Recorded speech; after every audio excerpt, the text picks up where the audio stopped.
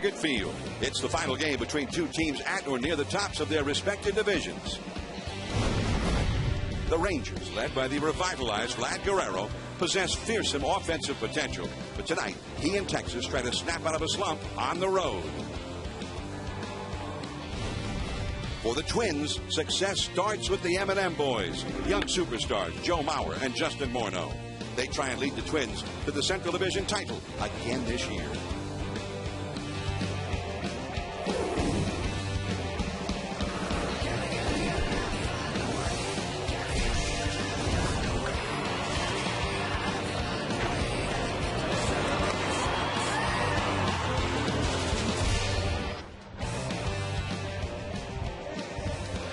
It's ESPN's Sunday Night Baseball, presented by Taco Bell. And we are at the beautiful new Target Field in downtown Minneapolis as the Texas Rangers meet the Minnesota Twins under cloudy skies. And the Twins are going for a sweep of the three-game series. Hello, I'm John Miller with the ace right-hander, Orel Hershiser, and the Hall of Fame second baseman, Joe Morgan. Thanks for spending part of your Memorial Day holiday with us at Sunday Night Baseball. Now, this is a renaissance year in Minnesota Twins baseball. They've got this beautiful new ballpark, which is sold out for every game, seemingly. And two of the brightest young stars in the game, Justin Morneau and Joe Mauer. And, Joe, I guess the Rangers are hoping that their young lefty, Derek,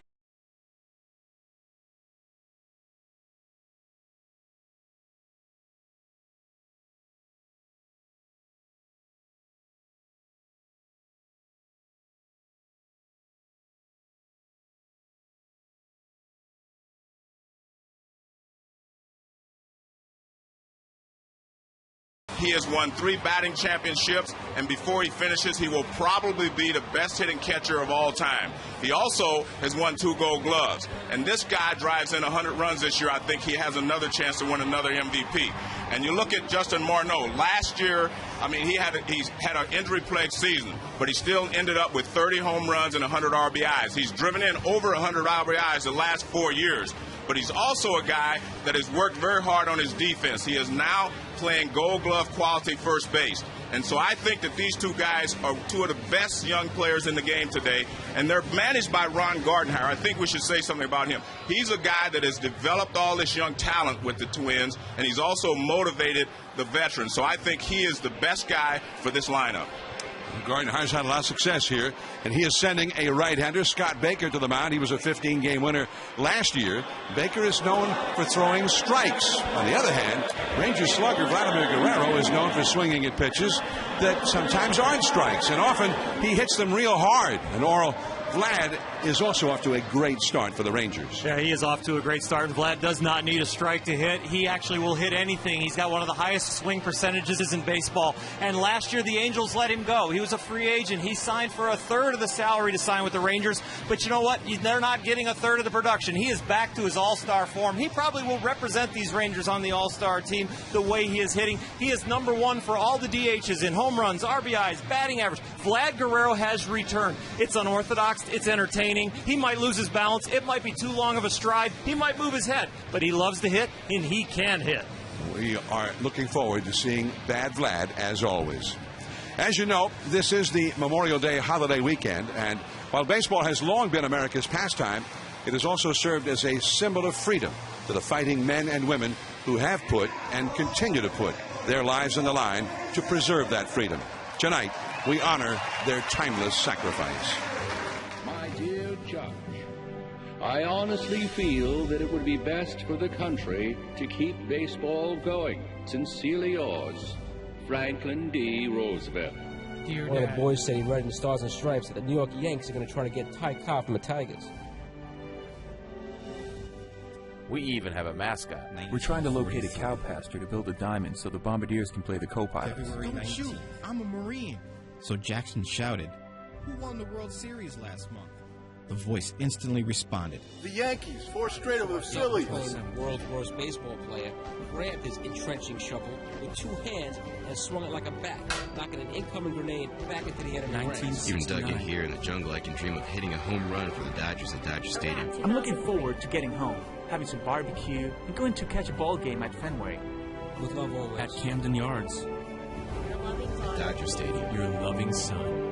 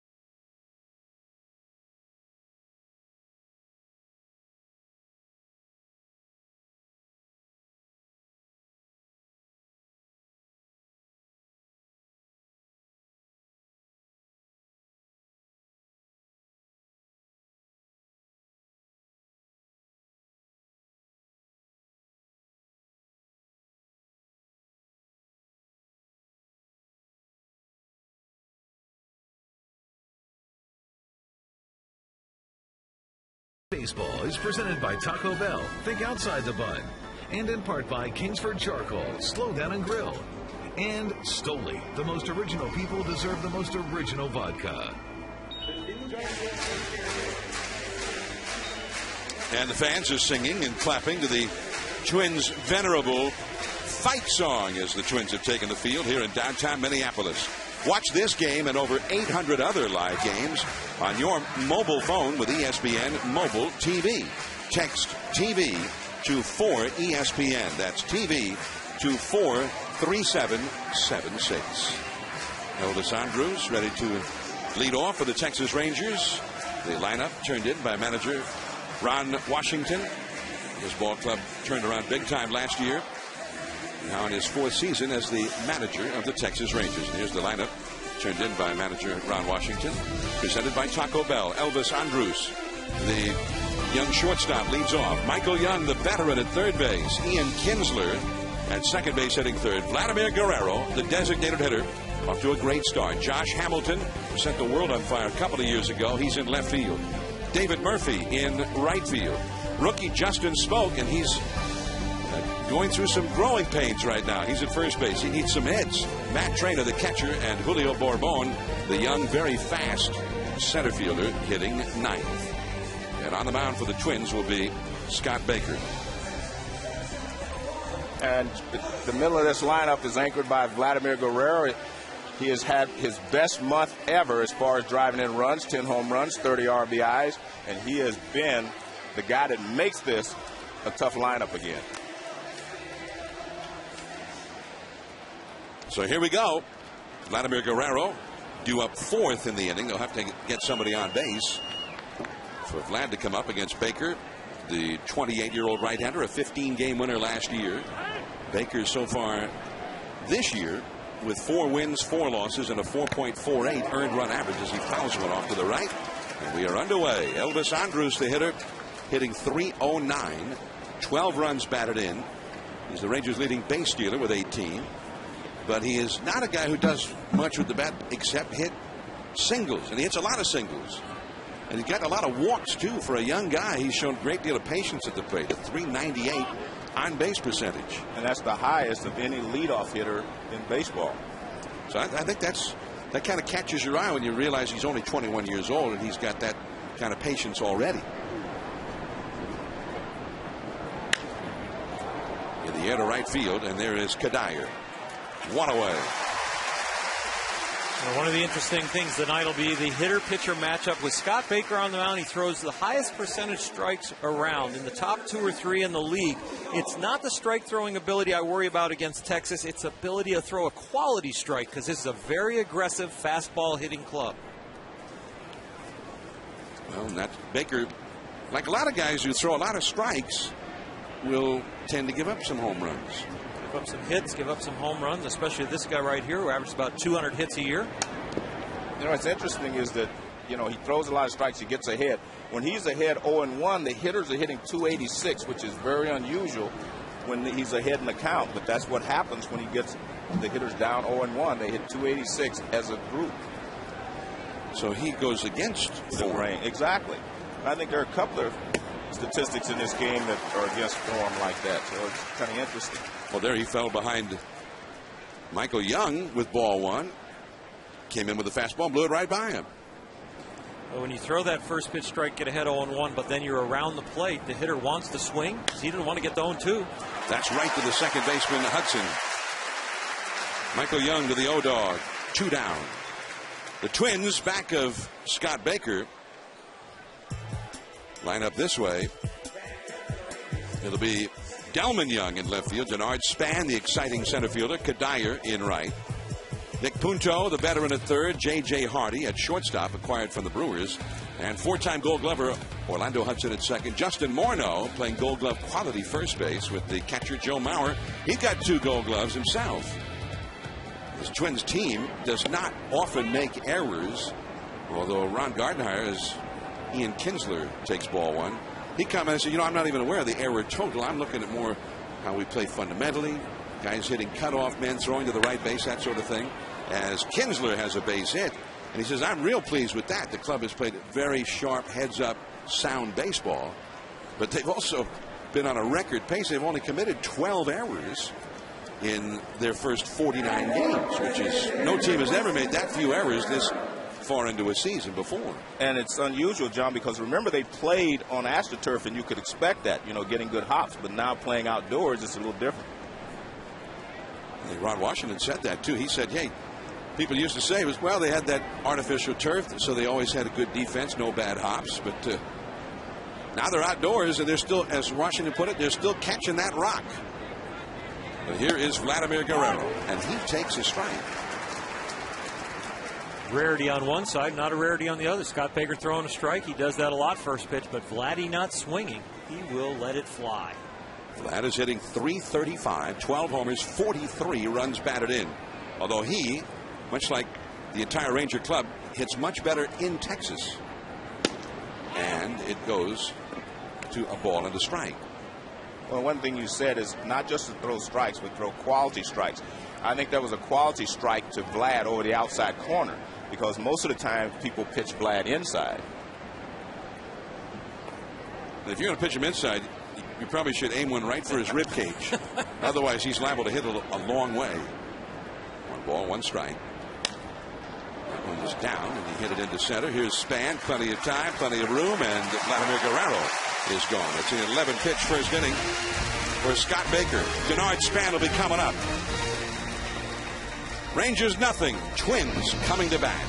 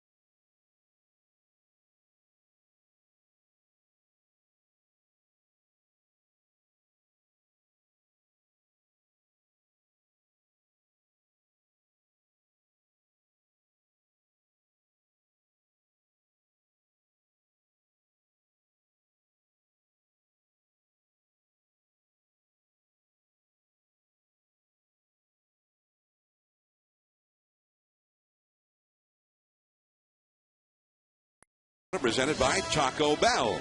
Span, the center fielder, followed by Orlando Hudson at second base. Then the big guys are coming up. Maurer, the catcher, hits third. Morneau at first base, the cleanup hitter, having a great early season. Michael Kadire, powerful right fielder. Then Jason Kubel, an explosive left-handed bat, the DH. Delman Young in left field. J.J. Hardy, the former Brewer, at short. And Nick Punto is at third, batting ninth. And Joe Mauer, the third hitter, is a guy you have to talk about when you come here to Minnesota. And he's off to a great start. But the power and the slugging percentage, and look at the home numbers here at Target Field. 0 home runs. It is playing very big within the gaps, and that's where Mauer likes to hit it, especially left center. The ball comes to die. Here's Denard Span against the left-handed Derek Holland, 23 years old. Fastball is high. I'd say fastball. Our radar gun got at only 86 miles an hour. So when he's right, that fastball oral is what, 93 to 95, we were told. It will be up there. And that also 86 miles an hour. It does seem a little slow there. And I don't think our gun is off because the speeds looked right for Scott Baker when he was on the mound. Holland does have a good changeup, but I don't know that he's coming out firing changeups right away. Pitch after pitch after pitch. Again, 86 miles an hour. That was a strike. 2-1 the count. Denard Span, speedy leadoff man, 289 average, 1 homer, 18 batted in. He has 13 steals. Over in left center field. And that one just carried a little bit. Hamilton for the catch, 1 away. Well, John, Derek Holland has not given up a base hit in the first inning in his last 5 starts. And he has been commanding his changeup. And maybe those were changeups because that's what that has made a big difference in his approach. He has the 93, 94 mile an hour fastball, but he's been throwing a lot of changeups, and the changeup has been working. But now they're going to have to see if he's okay because they're wondering, too, that the 86 mile an hour fastball, that's not his normal speed. Trainer Jamie Reed without the hat, manager Ron Washington, Mike Maddox, the pitching coach, all out to make sure that everything is okay with Derek Holland. Well, they took John Maine out after 5 pitches because he wasn't throwing hard. The Mets did. Jerry Manuel of the Mets. 86, 86. The thing I'm not watching is the location of the pitch as much as the motion. If he's laboring, you don't see any flinching. It's nice and smooth. There's nothing extra as far as him flinching at the end when the ball released. So he assured everybody he's okay. Maybe it's a little bit of a new mental approach as far as I'm going to pitch and make some pitches and not overthrow. Maybe he's trying to go 9. True. Save himself. He's pacing himself early. Here is Orlando Hudson, and that is down and in. Well, if he's not going to throw any harder than 85, 86, John, I don't know if he's going to be able to hold these Twins down because what's going to be the speed on his changeup? Orlando Hudson having an excellent early season, hitting .307. He belts one deep down the left field line, hooking into the crowd, foul. And he had a big home run here yesterday, John. C.J. Wilson had held the Twins to 1 base hit, and he had a 2-0 lead, and Span got a single, and the old dog followed with a home run, and the Twins went ahead and won from there. Yeah, he ended up driving in 3 runs all told. They got the 2-run 6th against Wilson. Then they scored 6 more runs the next inning. That looked like a breaking ball at 78 miles an hour off the inside.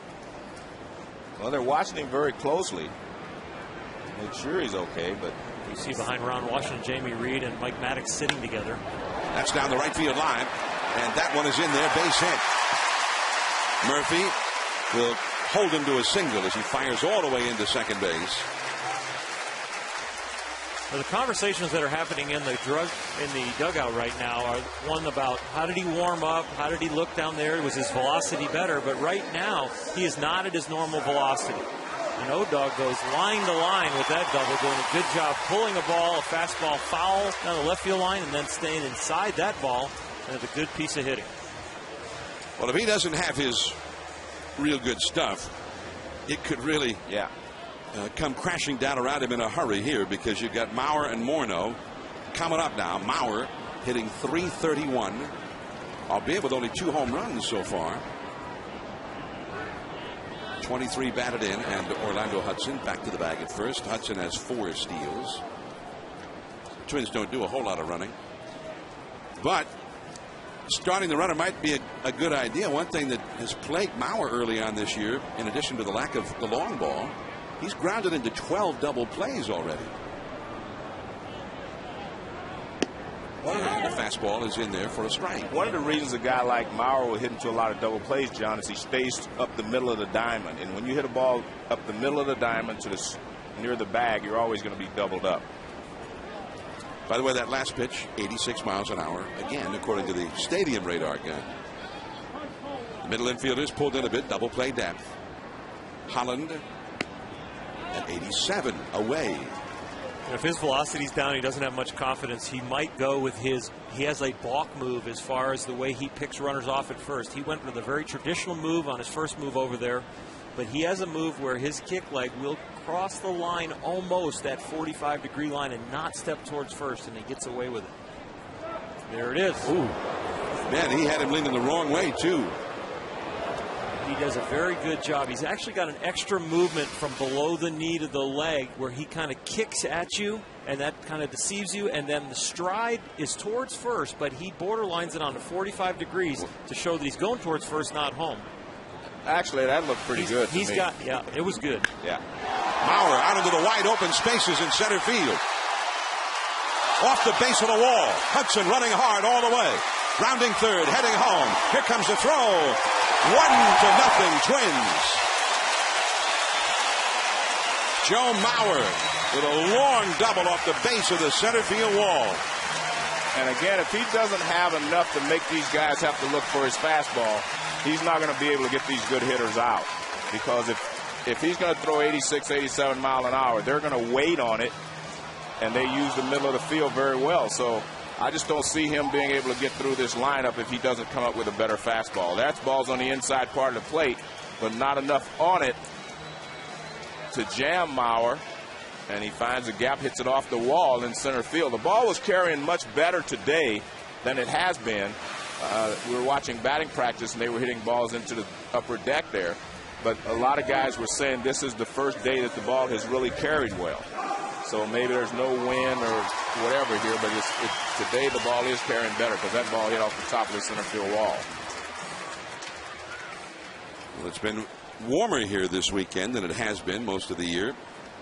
Although it's cooled off here this evening, 66 degrees at game time, very humid. Now Justin Morneau.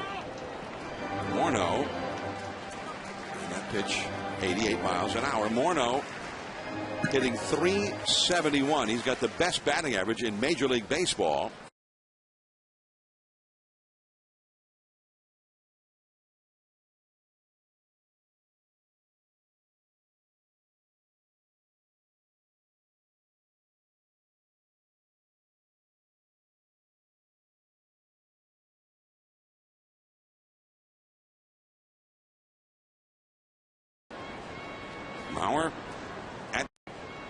Mauer at second.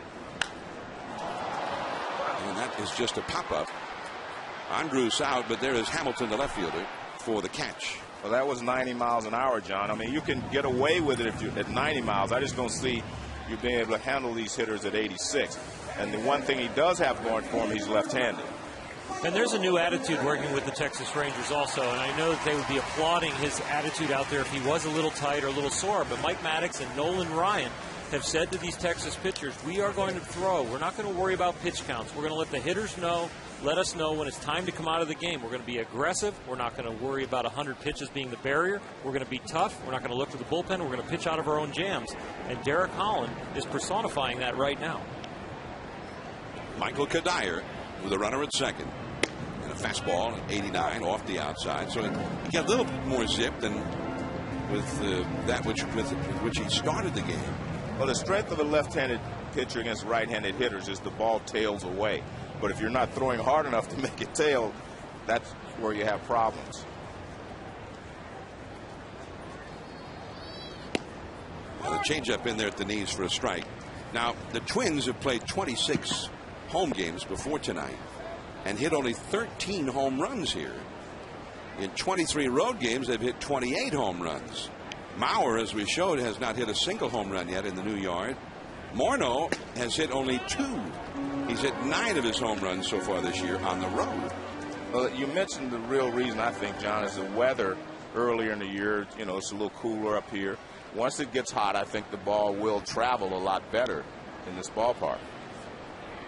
See the Twins, when they've traveled, hitting home runs at a very good pace.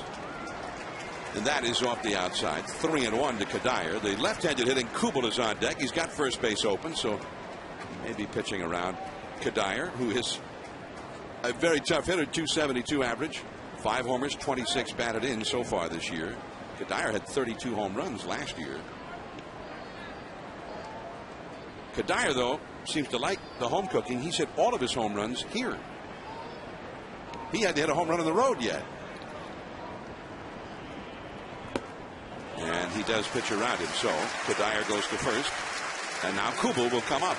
Well, one thing, dimension-wise, John, this is not that big a ballpark.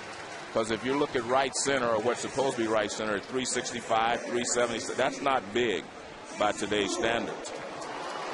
That's 365, and that's 377 out there. So not really big compared to some of the ballparks, you know, in the past. In right field, 365, but the wall is 23 feet high most of the way across. Here is Kubel, powerful left-handed hitter who is explosive. He takes ball 1. Kubel had a game just, 3 days ago. He had a couple of homers, knocked in 5 runs as the rain is falling now. And a lot of people are either heading for cover or covering up. You see the rain there, back of Holland. Fastball at 92. Well, he's slowly but surely seeming to find himself here. One of the things that he's working on as a young pitcher is fastball location. And maybe he decided to back off the fastball a little bit and work on location early. But now, since he's in a jam, he's starting to loosen up and thinking, I've got to go with the heat.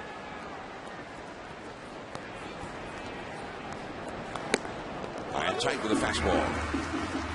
2 balls and a strike to count to Jason Kubel. Kubel, 225 average, 5 homers, 27 batted in.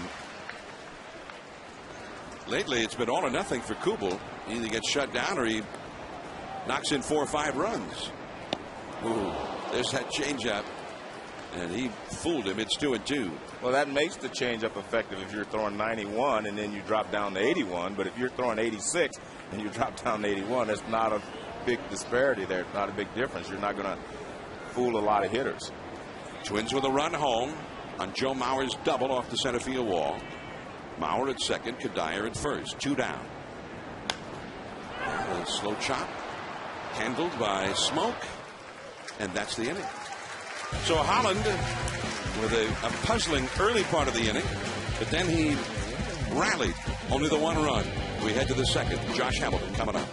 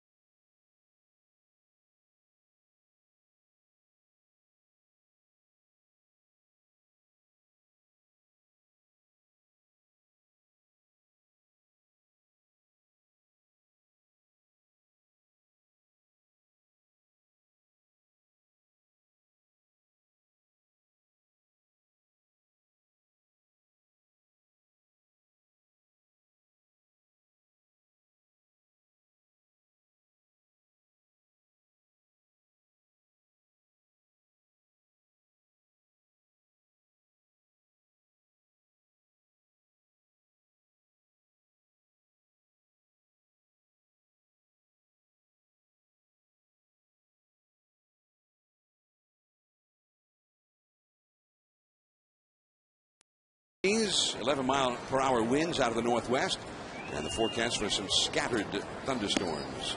And a swinging strike one from Scott Baker, who threw off speed there on the inside to Josh Hamilton. Oh, you see Mike Maddox on the phone there. Yeah, they were talking between innings. He talked to Holland.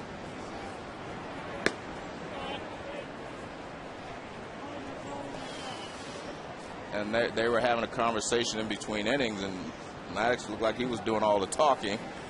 Are you okay? Get out there in front, release the ball. You're not hiding anything from me, are you? I was talking to Josh Hamilton before the game, and he took extra batting practice today because he feels like he's swinging the bat okay, but he's not getting hot. He wants to get hot, and he said he took a lot of extra hitting today. And when I watched him in batting practice, I tell you what, he looks like he's about to get hot. He was swinging the bat very well, and he's one of the few hitters in Major League Baseball who uses a heavy bat, 35-inch, 34 ounces, which is unusual in today's game. It was a show as that changeup runs off the outside. He made this look like a small ballpark, didn't he? He did. Yeah. There's an upper deck out there in right center field, and he planted several up there. 2-2 the count.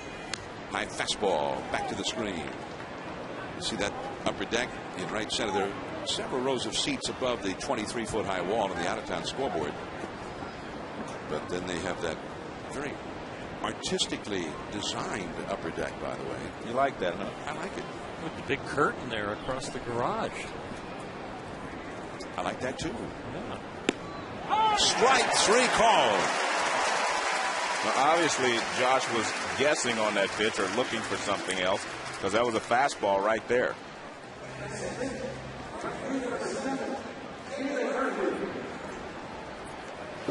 Well, let's take a look at Josh's swing. He swung and missed on the pitch inside changeup. Then he fouls the fastball off down the line. Away, he looked like he was looking for another changeup right here. And he gets a fastball. And now David Murphy, and he takes ball one. Only the 8th time this year that he's had a called third strike in a strikeout. That's a base hit for David Murphy. Murphy came in hitting .252 with 2 home runs. So he has not really gotten going yet. Second hit for the Texas Rangers, and now Justin Smoke. Very highly touted young prospect, and the rain all of a sudden has started to fall much more heavily. Just in front of us in the second deck, people just immediately en masse just jumped out of their seats and started heading for cover.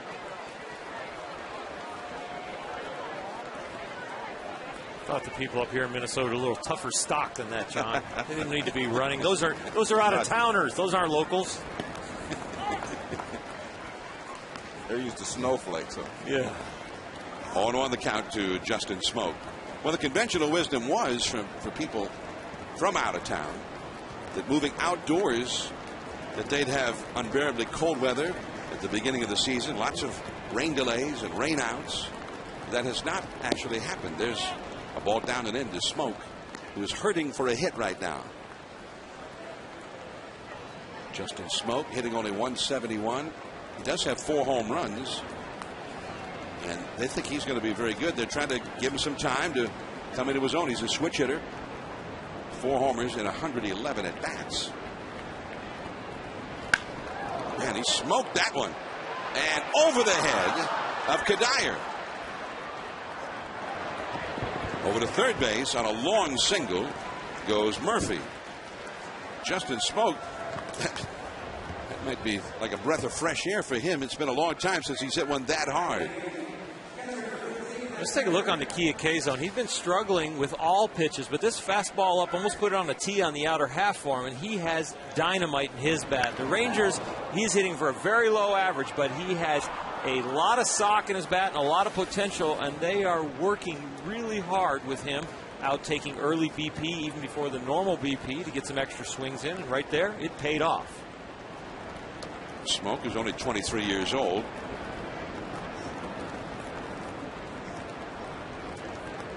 He was a first-round selection by the Rangers in the draft in 2008. Wow. High and tight, and Matt Trainer, the veteran catcher, seemed to be paralyzed on that one. He hardly moved. So he's hit by the pitch, and that loads the bases.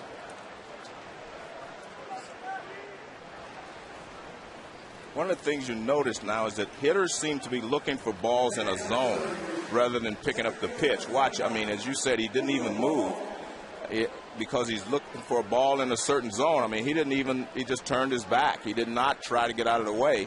And I think that's because he was looking for a ball out over the plate, and the ball came in, and he did not pick it up.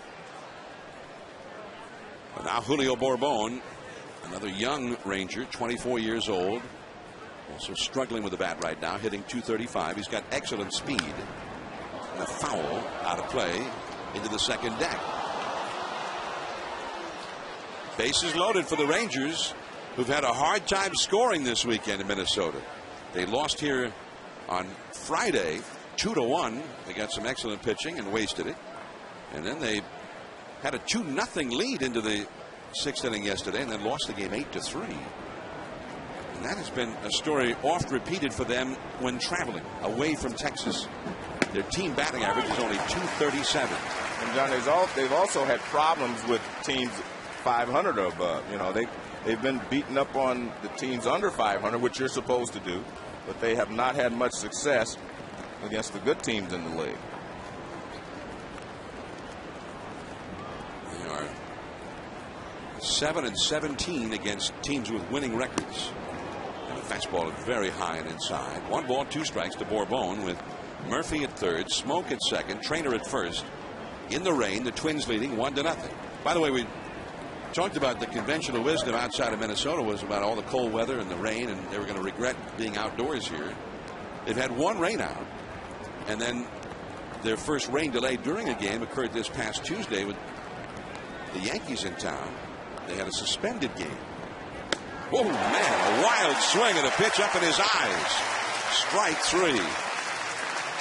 Scott Baker continues to attack the strike zone even though he's got bases loaded, 1 out. He's attacking the weak part of this Rangers order, but right now with Elvis coming up to the plate, he is hit very well with runners in scoring position. You see he climbs the ladder right there on Bourbon. The bottom of this Ranger order has been the Achilles heel of their offense, and Baker just found it to get an extra out there.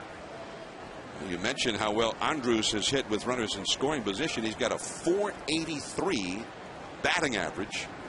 The runner at second or third or both, he's got the bases loaded here. And the slider kind of hung out there over the middle of the plate, fouled into the second deck. One of the pitches, I think, with Scott Baker on the mound that you need to watch is that breaking ball. When he gets ahead of so many hitters, but then people still hit for a high average, it tells you that his secondary stuff on the mound is not put away stuff. And we saw that with his called strikes, as far as he only has 8 strikeouts with called third strikes. So he doesn't have anything that really fools you. He just keeps attacking you. Bases loaded, 2 down.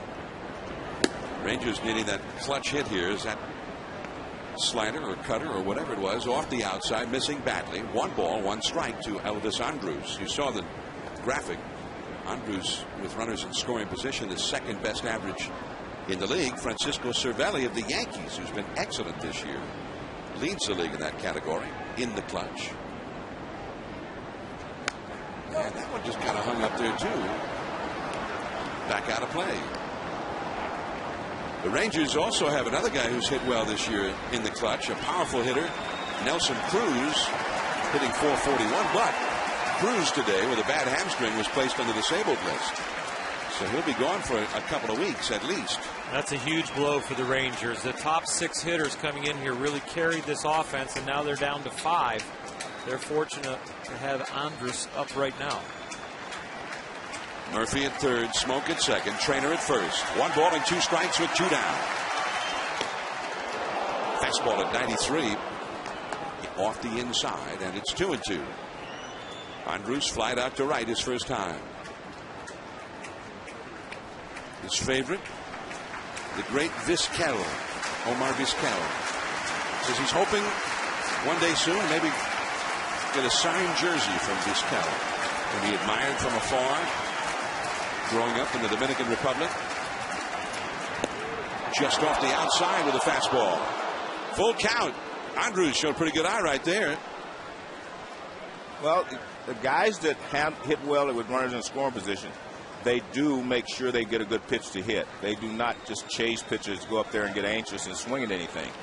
You have to make sure you get a good pitch to hit. Andrus, who was a protege of Vizquel last year. Vizquel played for the Rangers, helped him break into the big leagues. The runners go. Punto. And that's the inning.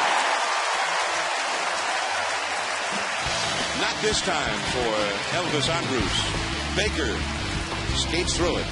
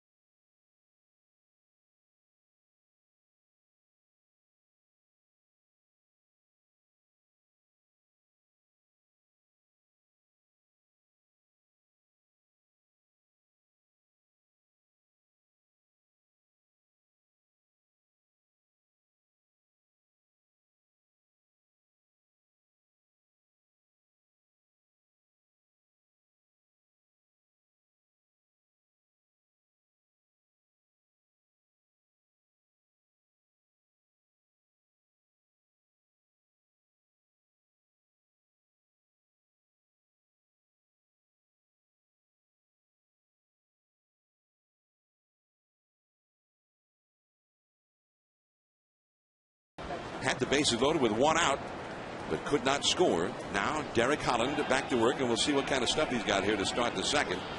As Michael Young leads off, and a fastball at 91 miles an hour. Delman Young. Get my Youngs confused there. The other one is a 300 hitter, gets 200 hits.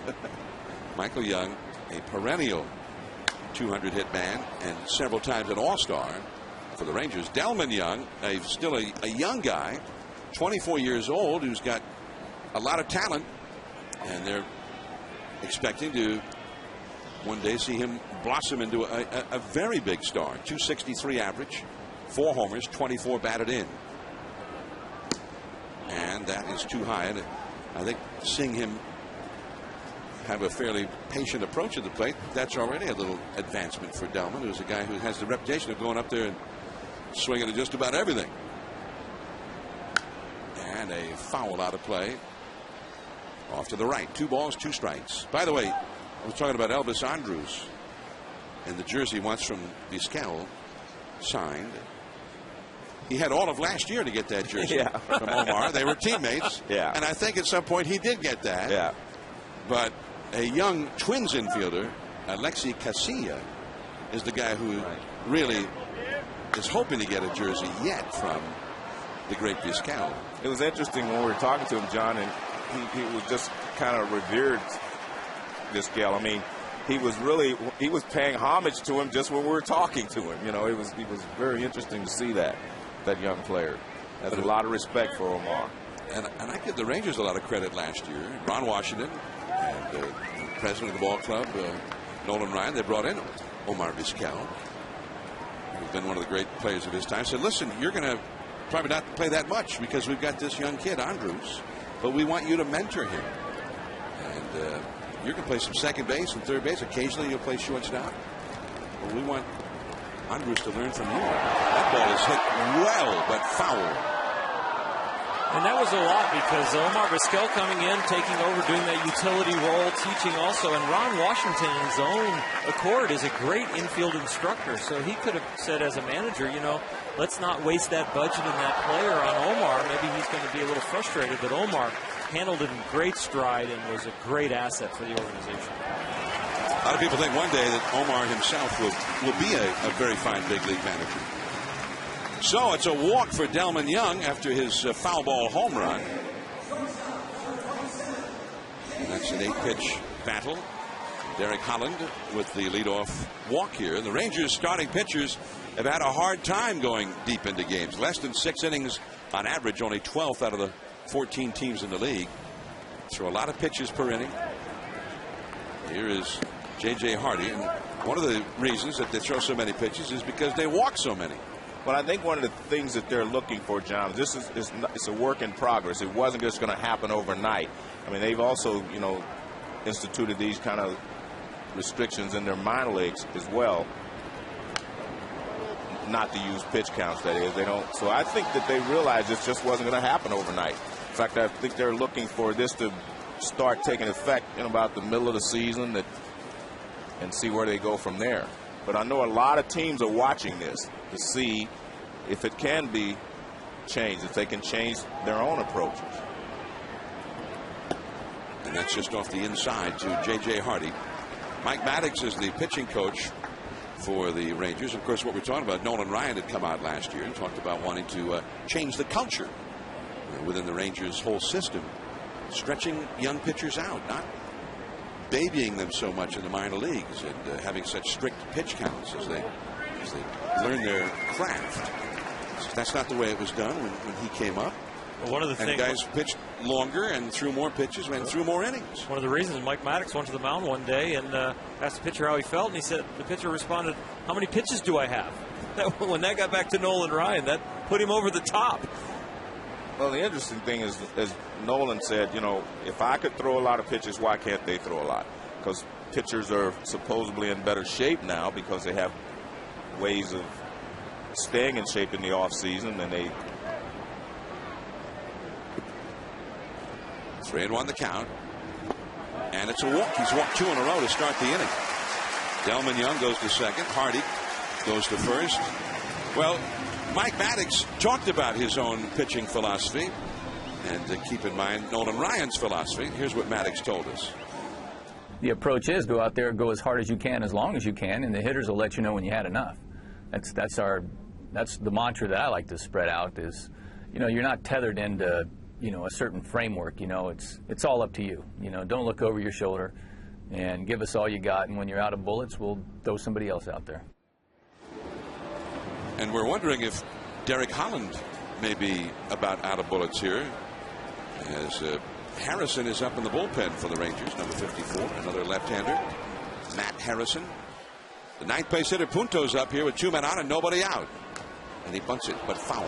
Leadoff man Denard Span on deck. And this is kind of the way the Twins will play, I mean, under Ron Gardenhire. I mean, he will bunt. He will do a lot of different things. He will hit and run. He doesn't let you off the hook a lot of times. Because the Twins do hit into quite a few double plays. And this is definitely a double play situation. And Punto is not hitting at all. He's hitting .213 for the year. So he's the ninth place hitter, and they're following a National League strategy here that you would have with a pitcher up. Not bunting this time, though. He takes it up out of the strike zone. So one of the things I believe in is if a pitcher walks 2 guys, I don't let him off the hook by throwing 1 pitch and the ground ball is short or second and it's a double play. And I think that's what Ron Gardenhire's aspiring to here. He does not. He's trying to stay out of the double play. The other thing, if you're going to attempt to bunt, you've been called on that. You might even want to take it because it'll be easy enough to bunt with the count 0-1. Make him throw a strike. He might continue to build the inning for you. Don't just give him a sacrifice bunt on the very first pitch and let him get a breather and get that out on the board. Well, Holland has thrown 40 pitches in the game, 23 of them out of the strike zone, more than half. Twins, by the way, their third baseman as a group, not just Punto, but anybody they put over there. The combined batting average of all their third basemen is only 200, the lowest in the majors at that position. Been even worse here lately. And he helped him out. He chased the ball up out of the strike zone, walks away from the plate, talking to himself. And John, it's interesting with the Twins. Last year, their big problem was at second base, and they solved that by signing Orlando Hudson. Now their problem is at third base. Last year, the Twins group of second basemen hit only 209, the lowest at that position in the majors. Hudson doing great at that position. Now the third baseman can't hit. 3-2 to Punto. One of the things that'll let you wade through a batter's slump is the fact that if his glove is excellent, they have not made an error at third base all year. So they're still getting quality production over there with the glove, just not with the bat yet. Well, I still subscribe to the theory that your corner guys are supposed to drive in some runs and do some damage for you. 3-2 the count. He has walked 2 straight hitters. And he's going to a 3-2 count to Punto. What about the runners, Joe? No, I don't think so. But, I mean, he chased the pitch up and out of the zone. I don't think Ron will send him here. Delman Young at second. Hardy at first. They're going. That is a base hit. Almost a triple play, but instead a base hit. Young scores, stopping at third Hardy. And Punto had the big turn at first and goes back. And a good job there by Punto going the other way. But as you mentioned, that's almost a triple play. That's why a lot of managers do not like to send guys in those situations. With no outs and runners at first and second, a line drive, and it's a triple play. Fastball up, and he lines it the other way. And gets a base hit. So even though they're running, they can't. Nice job there by Punto to round the bag. No one at first base. He could go as far as he wanted towards second. And now I guess Mike Maddox is calling Ron Washington out and the trainer. He called the umpire out. There's Jamie Reed, the trainer, and Ron Washington. Well, he did not look right. If you were not with us in the first inning, we were told that Holland will throw that fastball around 93, 94, 95 miles an hour, and he was throwing it at 86 over and over again. Washington, Maddox, and Reed, the trainer, went out to see if he was okay then. He assured them, apparently, that he was. And he has come out here in the second, not throwing strikes, 2 straight walks, and a line drive single by Punto. And with Denard Span coming up, Matt Harrison will come in from the bullpen.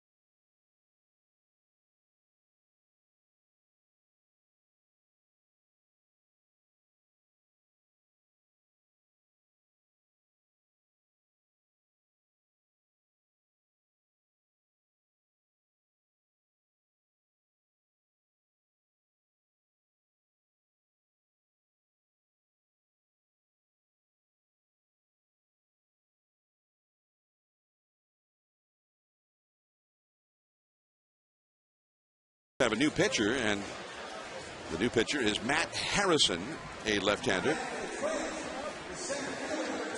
So there are Harrison's numbers, and he is all set to go here to Denard Span. And he inherits a tight spot. Runners at first and third. Nobody out. And the top of the Twins batting order coming up with Span, then Orlando Hudson, and then Mauer and Morneau after him. Span flied out to left center his first time.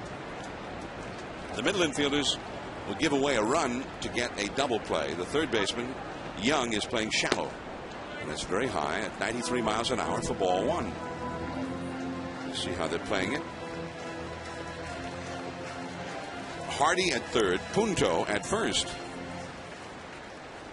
By the way, the plate umpire, Paul Nauert, is wearing a microphone tonight. That's up the middle. And through! Andrews could not get it. Hardy scores. Punto stops at second. Bourbon runs it back in. A single for Span, a run batted in, 3-0. Paul Nauert, we mentioned the plate umpire wearing a microphone, and when he went out to the mound with at the request of the pitching coach Mike Maddox, we were able to hear firsthand what was going on with Derek Holland.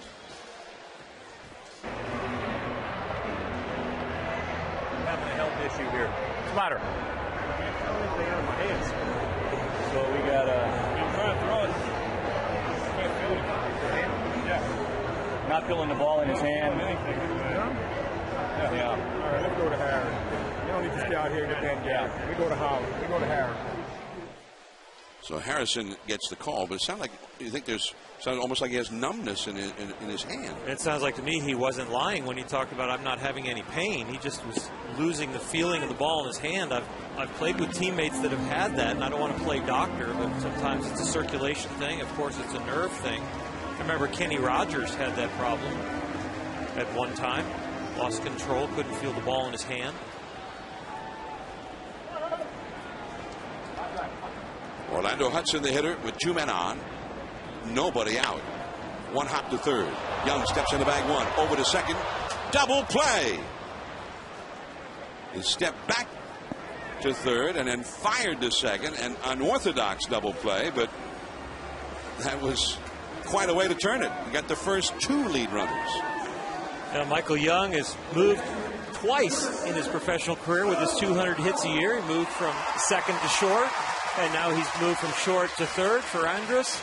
And that is an unorthodox double play, Joe. You usually see them go third, step on the bag, and across the diamond to first, but it didn't matter as far as the speed of the runners. You've got Span going to second, you've got Hudson going to first, so either way, it was going to be close. Well, what he did was keep runners out of scoring position. If he goes to first, they obviously have a runner in scoring position. So, smart play by Michael Young, who is a very smart player. Does he need help from the second baseman to alert him that I don't he's got think to he play did there. No, he had his mind made up because he did it a little bit nonchalantly there. He wasn't really in a hurry. As if he had it in mind the whole time. He knew what he was doing from the time the ball was hit to him. One hopper from Hudson. And he got a double play with Hudson actually hitting into a double play and reaching base. That ground ball by Mauer. Kinsler to Andrus for the force out on Hudson, and just like that, the inning is over. Twins get a couple of runs. We head to the third inning. Young, Kinsler, Vlad Guerrero coming up 3-0. Twins.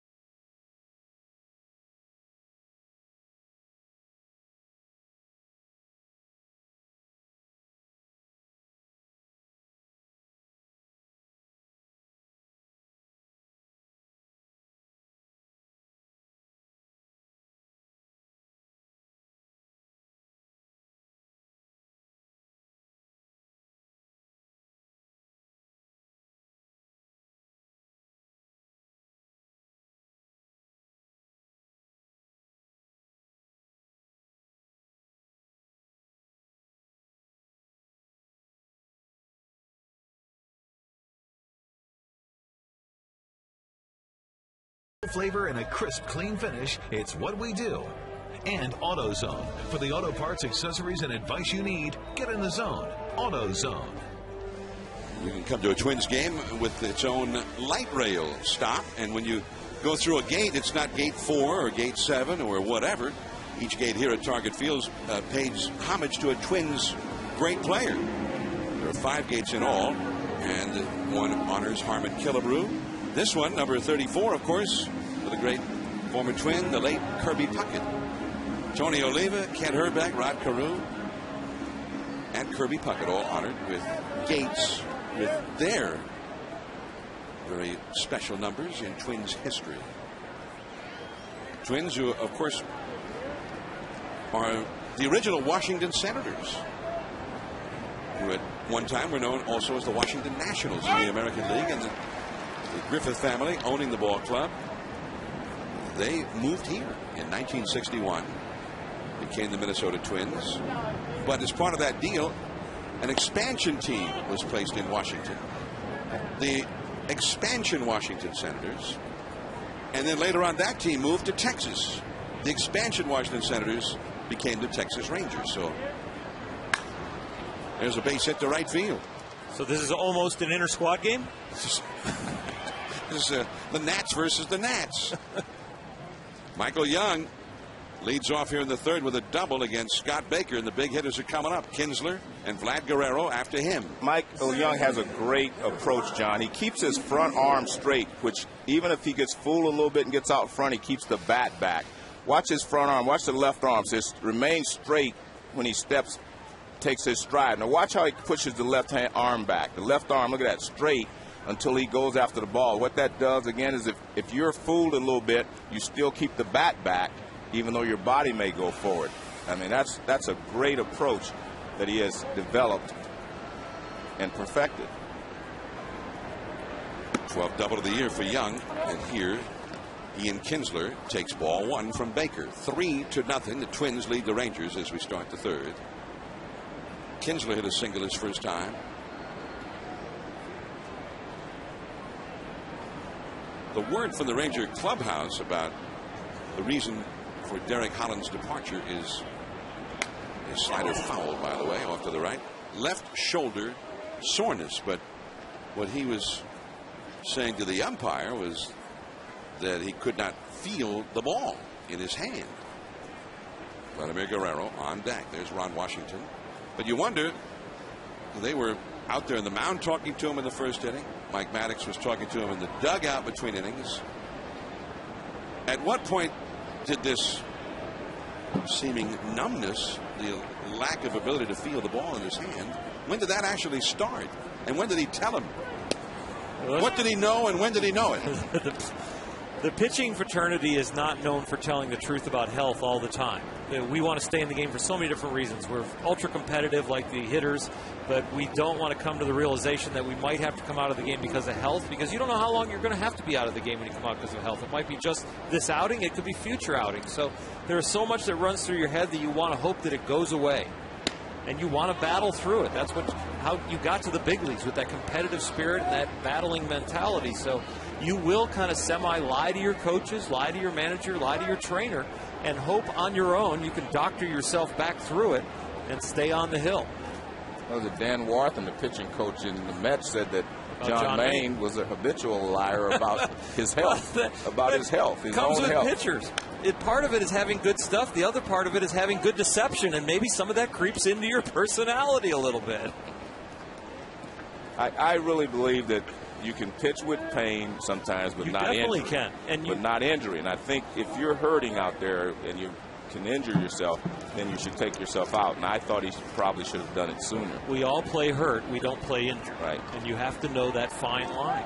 Do you think that's sometimes more of a tendency of a young pitcher who's trying to show that he's a gamer, that he's tough?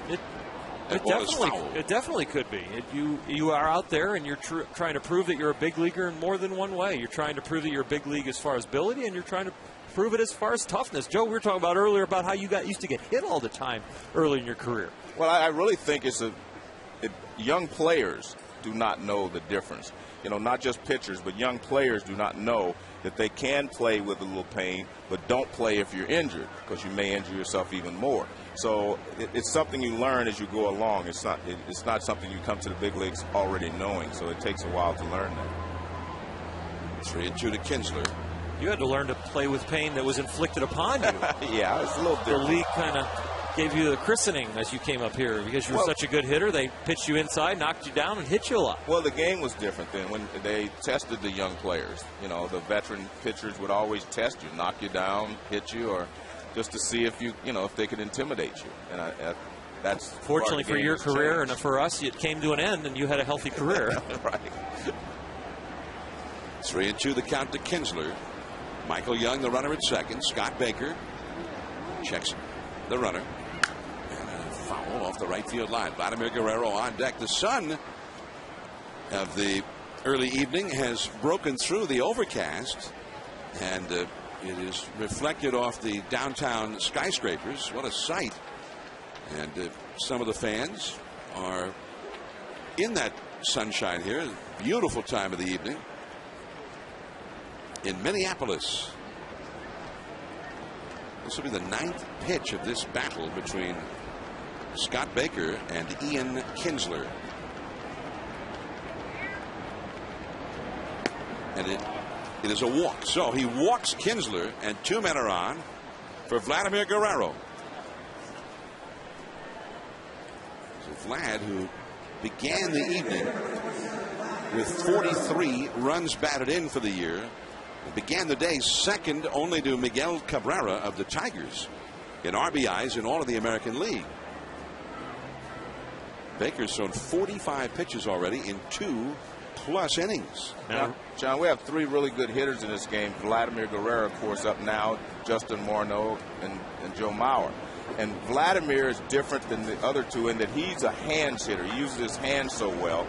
Mauer is more of a... That's right up the middle and through. Past the dive of Orlando Hudson. Coming around third, Young, he scores. Kinsler goes to third. And Vladimir Guerrero hit one sharply that just made it through for his 44th RBI of the year. And that's what you were talking about. He doesn't take a lot of pitches, but watch his hands. He uses his hands so well, and they're very strong. That's why he can hit so many bad pitches and drive them out of the ballpark. Good hand action. See where his hands, it's not so much a swing with his body, but with his hands. Good, strong hands and very quick hands. And that's why he is such a good hitter. And I was talking about Morneau is a guy that uses his legs to generate bat speed, whereas Vlad basically does it with his hands. See, there's no body in that, just hands.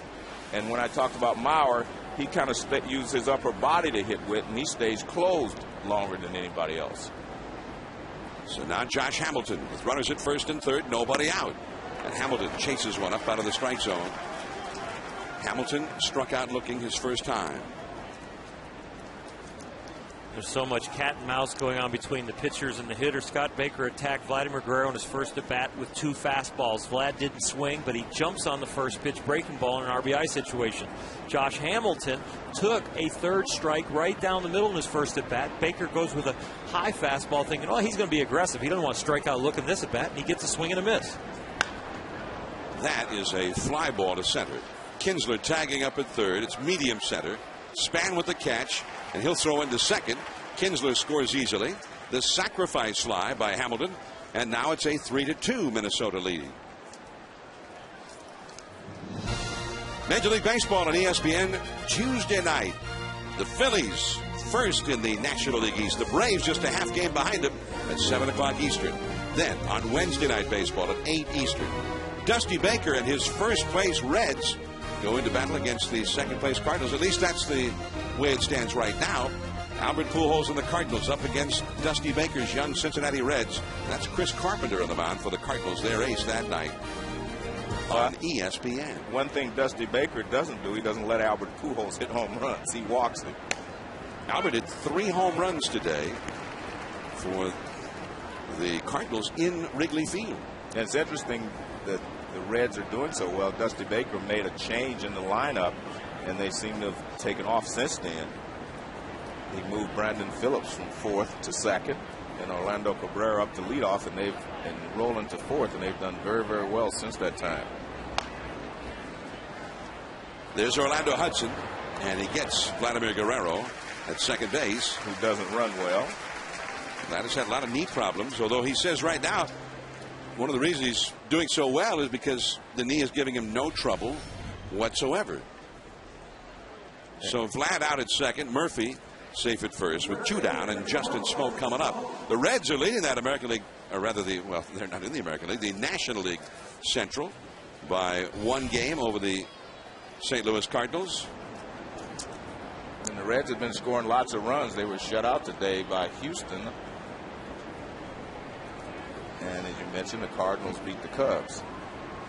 The Reds, I think, one of the great early surprises in the National League, as are the San Diego Padres. The Padres won again today. They've got a 2-game lead over the Dodgers, 2.5 over the Giants in the National League West. And I think the pitching on both of those cases are the reasons that they're doing it. The Reds are scoring a lot of runs now, but their pitching was what kept them afloat early. Another big surprise, the Phillies, all of a sudden, they just can't score a run. They lost 1-0 today to the Florida Marlins and their young right-hander Anibal Sanchez. A day after they won 1-0, getting an unearned run, and Roy Halladay pitched a perfect game to get them that win. And the Oakland A's lost today to the Tigers, so these Texas Rangers have a chance to get back into first with a W tonight. They are in a virtual tie with the Athletics at the top of the American League West. And Oakland's been a pretty big surprise, I think.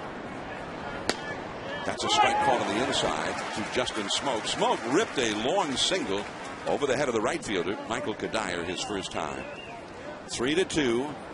Minnesota leading. The Rangers have 2 runs home and a runner at first, David Murphy. 2-1 the count to Smoke.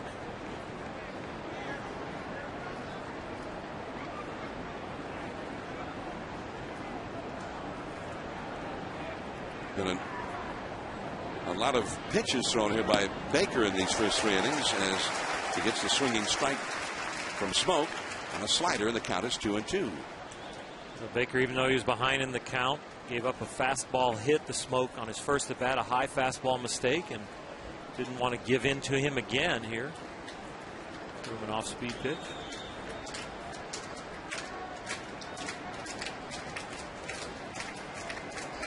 Murphy, the runner at first. He has not stolen a base this year. Ooh, big rip at that one, but a foul right back to the screen. Not a bad pitch, though. After a breaking ball, he got it in tight. And he couldn't get the barrel of the bat out there to it. So Baker's going to have to try it again. Now, at this pace, Baker may not be in this game very deep into the game anyway. 55 pitches in these first 3 innings.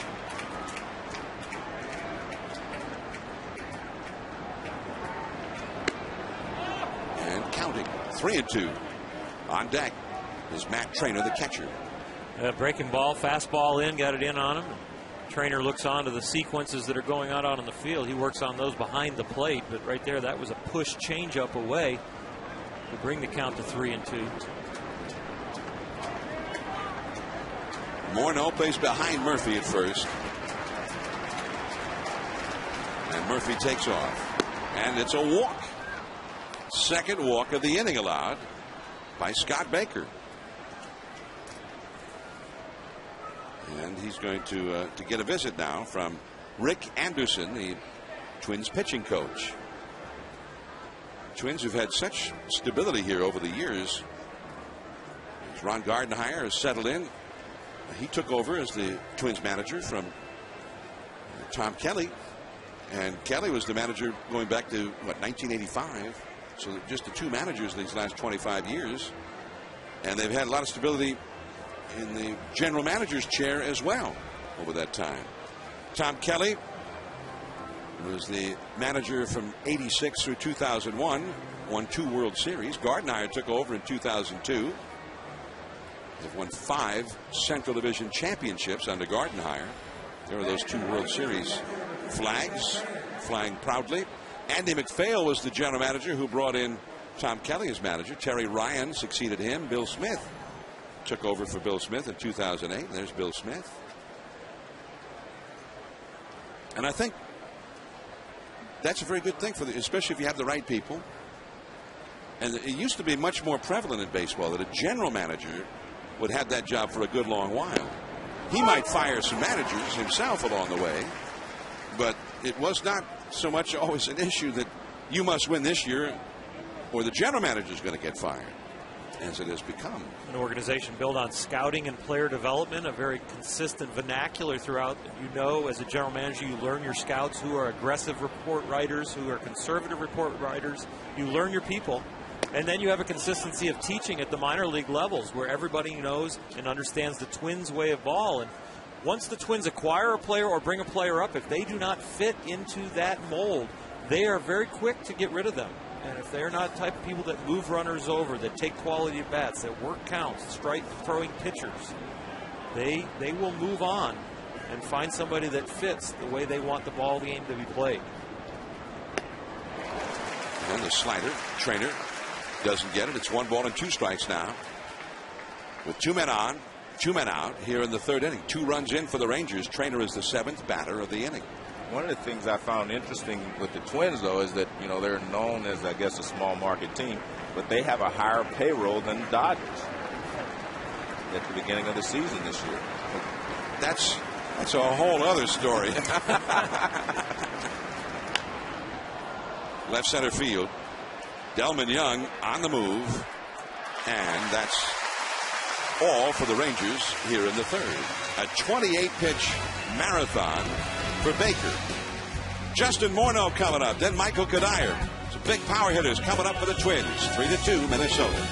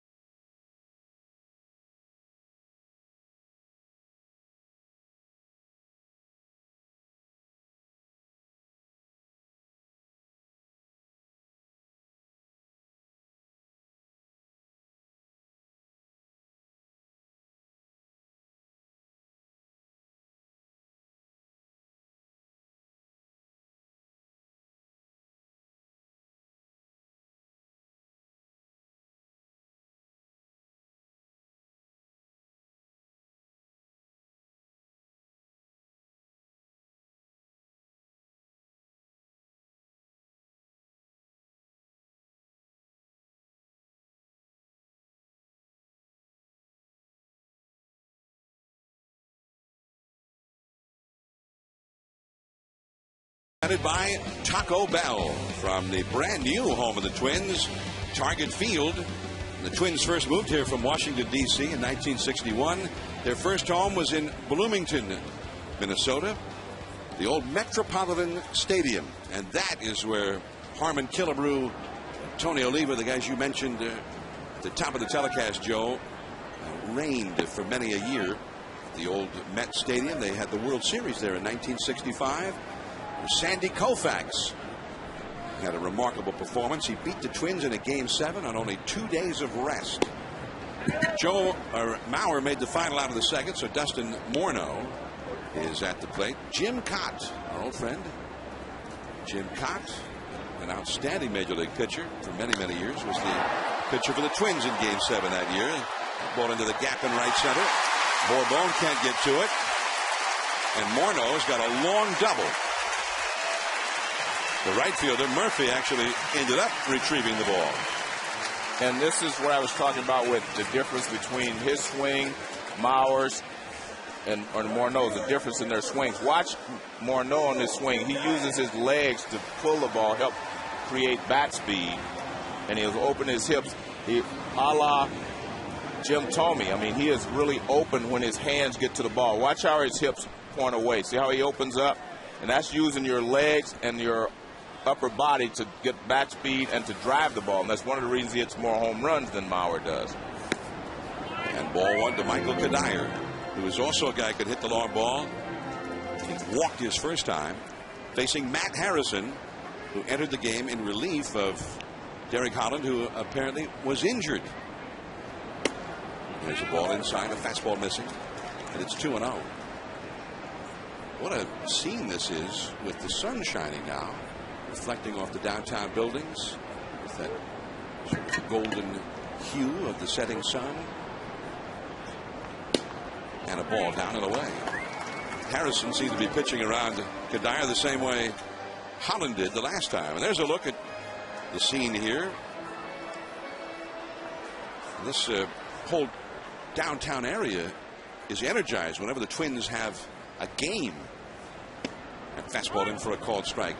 It's very close to the sports arena where they play the NBA and the NHL teams play. There's the Timberwolves. And that's ball four. My lack of hockey knowledge comes through. The Wild. The NHL team, they play over in St. Paul. Yeah. No offense to St. Paul. I still think it's a beautiful place, John, because it's a pitcher's park, too. The ball that Mauer hit off the center field wall was a home run in the old park, and I think that ball that Morneau hit used to be off the baggie. So they keep it in the yard here so far, and I think that's a great strategy for the Minnesota Twins to build a park that favors the pitchers, because if you're going to keep your budget down, you can't afford maybe the big Cy Young type pitchers. You can bring up the young pitchers and develop them with a park that will protect them. Jason Kubel, the hitter. And that's through, base hit. Morneau coming around third. He's going to score. Heading for third is Kadire, and he's in there safely. Andrews cut the throw off, and Jason Kubel knocks in a run. 4-2 Minnesota. Jason Kubel is famous anyway because he hit the grand slam off of Mariano Rivera to etch his name into Yankee lore. But this is the way the Twins play. They hit the hole on the right side, and this ball goes through the right side, and that allows the base runner Kadire to get around the third. And of course Morneau comes in to score. Good play there to throw the ball toward third base and hold the runner at first. You can see Kubel rips this ball past the diving Smoke.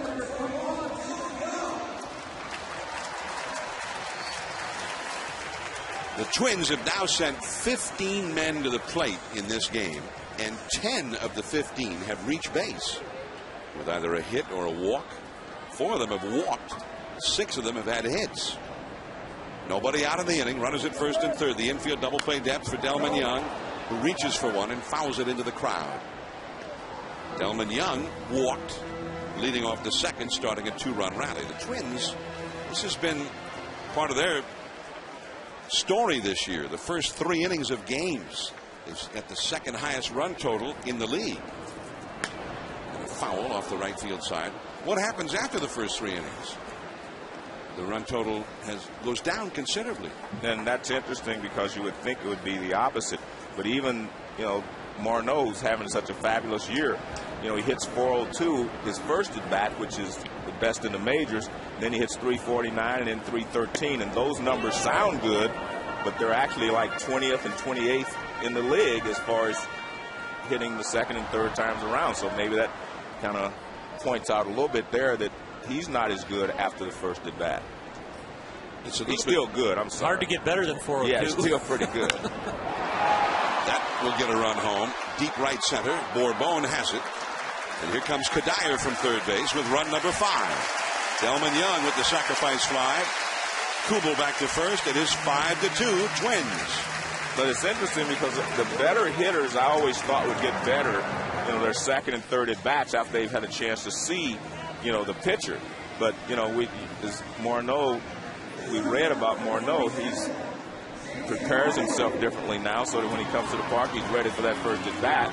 But it's still amazing to me that he doesn't get better as the game goes along. Well, how often does he face the same pitcher by his fourth at bat? Well, the second and third is when it starts down, but again, it's 349. It's not like he's not hitting well, but he's hitting 402 the first at bat.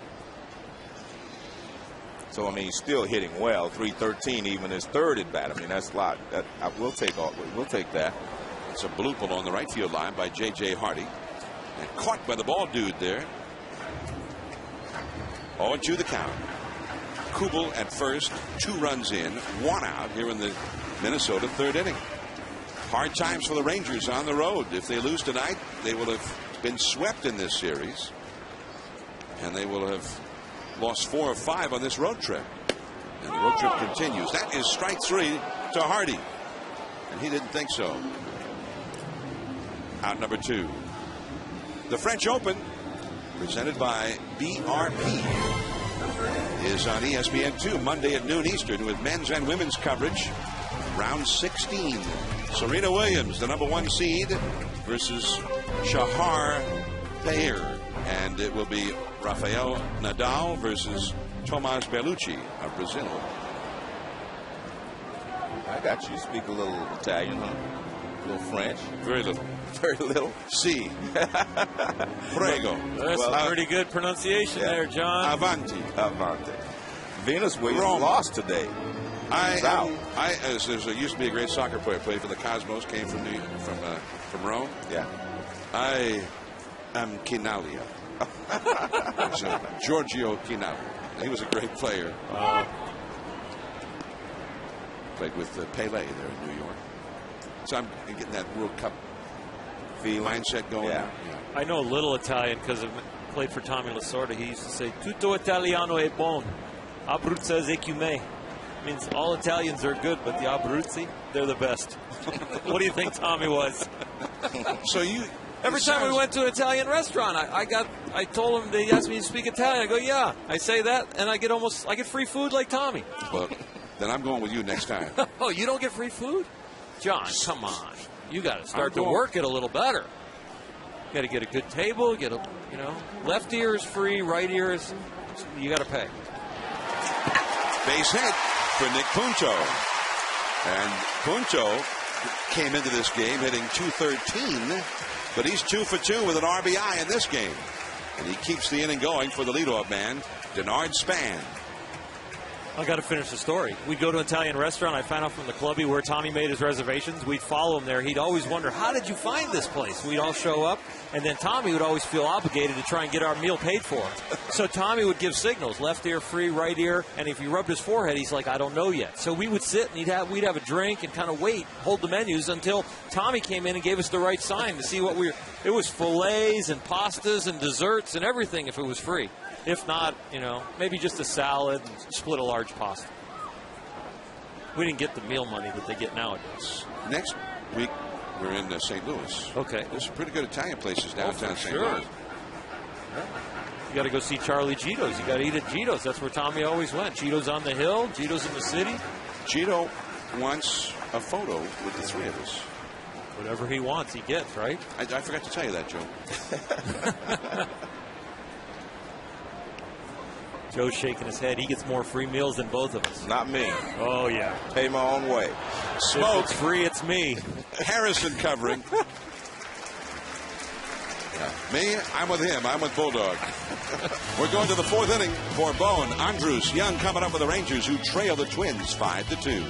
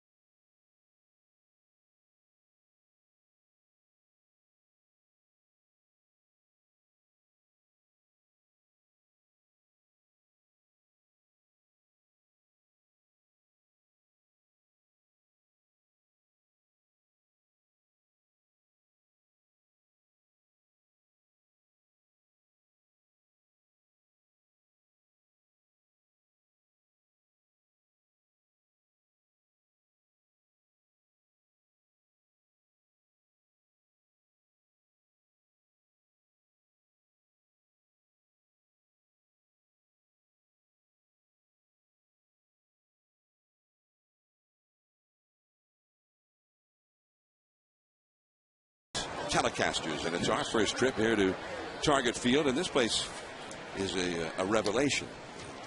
Huge promenade areas when you enter the ballpark, as you can see there from the entrance in right field, and a huge amount of standing room territory. It's not just the number of seats in this ballpark, but standing room tickets are much in demand from Twins fans, and there is a lot of room to accommodate them here as Bourbon, the ninth place hitter, the center fielder, struck out his first time as a count of 1-1. And Scott Baker needs a quick inning, or he may not be around this game much longer. He had a 22-pitch second inning, a 28-pitch third inning. Bourbon drills it foul down the left field line. By the way, when you look down that left field line, there's an oddity in this ballpark. 339 feet to that left field corner. There's a space between the foul pole and the limestone wall. And that has a couple of times created problems for umpires when guys have hit balls that went right toward that foul pole and went right through that opening between the foul pole and that wall. That's a base hit for Bourbon. Hit number 6 for the Rangers. But we'll talk to you about that in a moment. But right now, let's go to the studio to Steve Berthume for a Sports Center right now.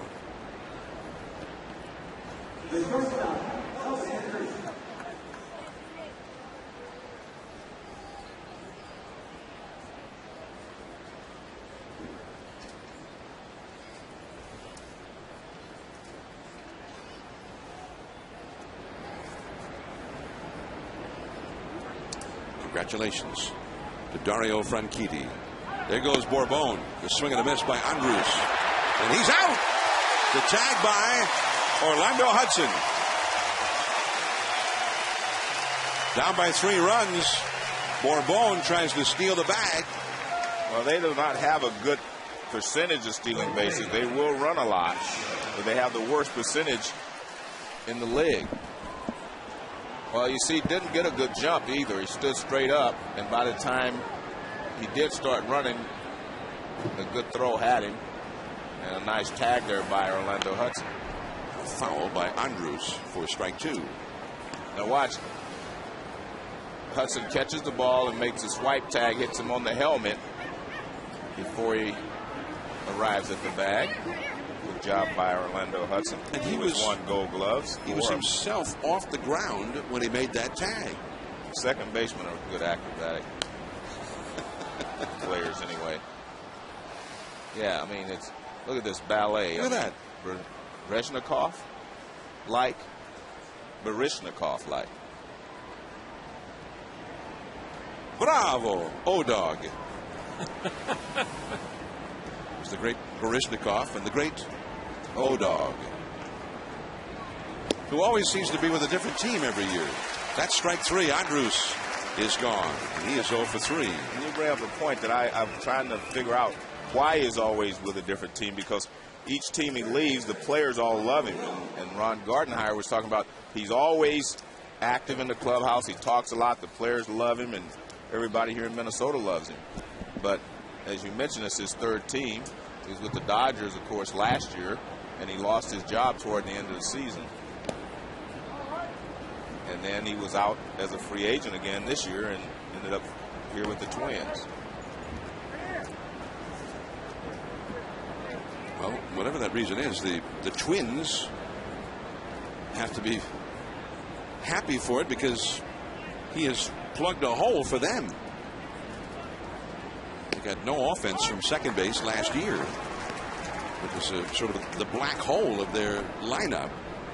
And Orlando Hudson came into this game with a .307 batting average, playing great defense at second, stealing some bases. And that's a ball way inside to Michael Young. 2-1 the count. Young has lined out to the second baseman and doubled to right. He's 1 for 2. Young hitting .313 for the year. He made that move to third base and has settled in very nicely over there with Andrus on the way last year. Young had been the shortstop for a good long time in Texas, but he ended up doing well at third base, and he also hit extremely well hit .322, had 22 home runs. If you can play shortstop, you can play any infield position, because shortstop requires great hands, quickness, good footwork. So if you can play shortstop, you can play second, you can play third, you can play first. You may not be able to catch, but you can definitely play the other infield positions. One difference at third, the ball gets there, especially with some big right-handed hitters like Vladimir Guerrero. He tends to get there in a hurry. Yeah, a little more time at shortstop. Definitely, but you can adjust to that. I mean, I even went to third once to show you how easy it is to play over there. And how many did you play with your chest? That's a swing and a miss by Ian Kinsler, and that swing just broke down right in the middle on the breaking ball. Catching it wasn't my problem. Getting it to first was my problem. Longer throw. Longer throw, much longer. That last swing from Kinsler was a product of the strike throwing ability of Scott Baker and how many strikes he throws on the first pitch. He was guessing fastball, got slider, and he just looked ugly, but he was guessing fastball, wanted to hit it. Kinsler has singled and he has walked. Hit a lot of home runs last year. That is a pop fly, and Orlando Hudson is going for it.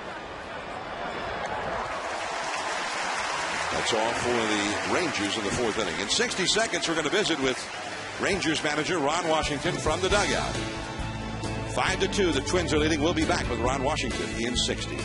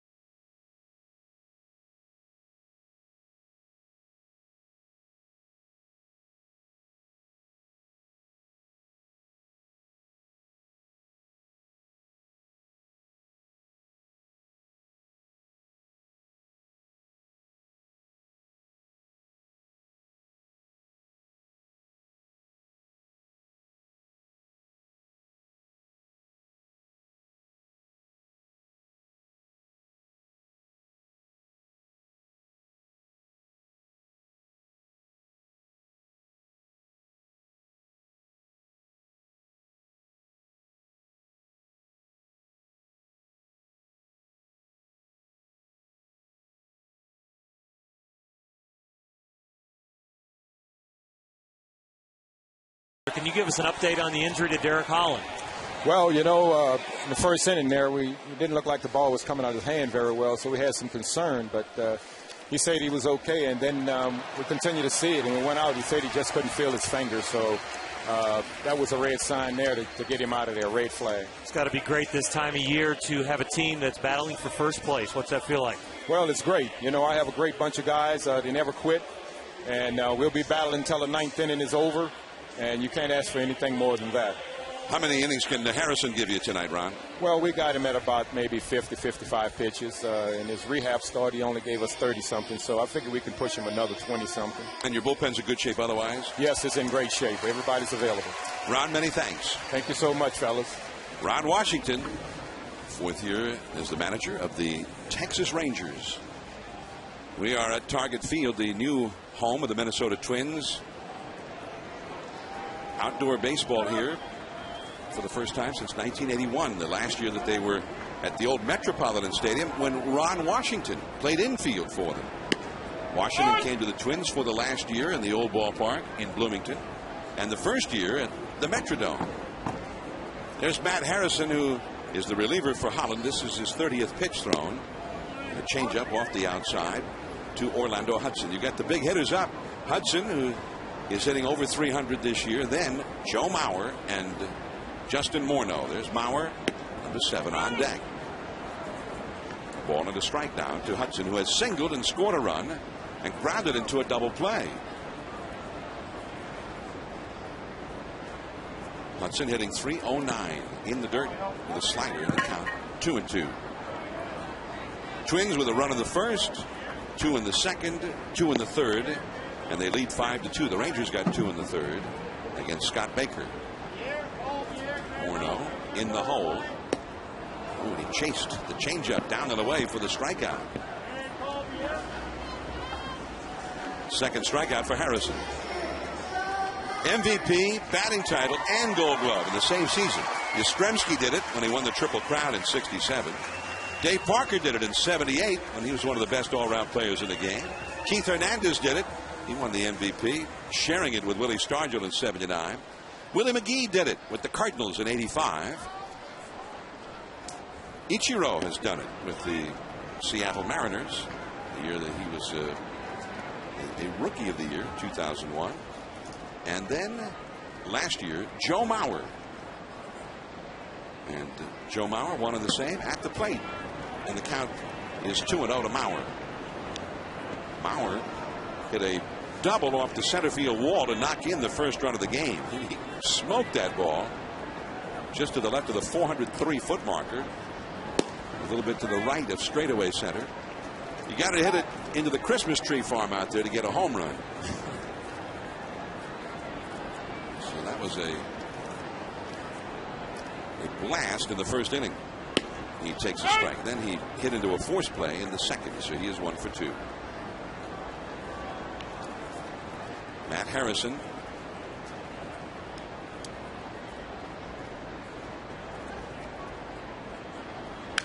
And that is back to the screen. 3-2 the count. Darren O'Day is up in the Rangers bullpen, a right-hander. We're only in the 4th inning. The Rangers have a day off tomorrow. And they had a day off before this series started on Thursday. Also had a day off last Monday.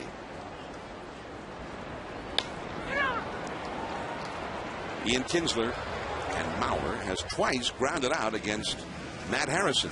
Well, he got him to go after a bad pitch there, which is something you don't see Mauer do a lot of, but that pitch was out of the strike zone. And there's not much else he could do with it other than hit it on the ground. Watch where this pitch is. That ball's well out of the strike zone. You can't do anything but hit the top of the ball. And that's what he does. He stays square, but you can see he rolls his hands over on that pitch that's down low. Justin Morneau is flied out to shallow left, and he has doubled into the gap at right center and scored a run. He started the 2-run third inning rally with his double, hitting .373, got the best batting average in Major League Baseball. Morneau has had a year where he hit .320, but his lifetime average is below 300. So he just seems to be getting better and better. Chased one out of the zone there. 2-1 on a fastball count, a hitter's count. He got the fastball, but not for a strike. You know, you talked about him getting better and better. I think Joe Mauer has something to do with that. Watching a guy like Joe Mauer hit all the time should help every hitter on this team. Watching his approach, watching how he stays close, not trying to do too much with the pitches. I think that you learn from watching great hitters. If you're on a team with a great hitter, you learn a lot if you're observant. In right field was Kinsler to field that one. And Morneau is gone. And for the first time, the Rangers retire the Twins in order. 60 seconds, and we'll come back and visit with Ron Gardenhire, the manager of the Twins. Also, Vladimir Guerrero will be leading off for the Rangers in the 5th inning after our chat with Gardy.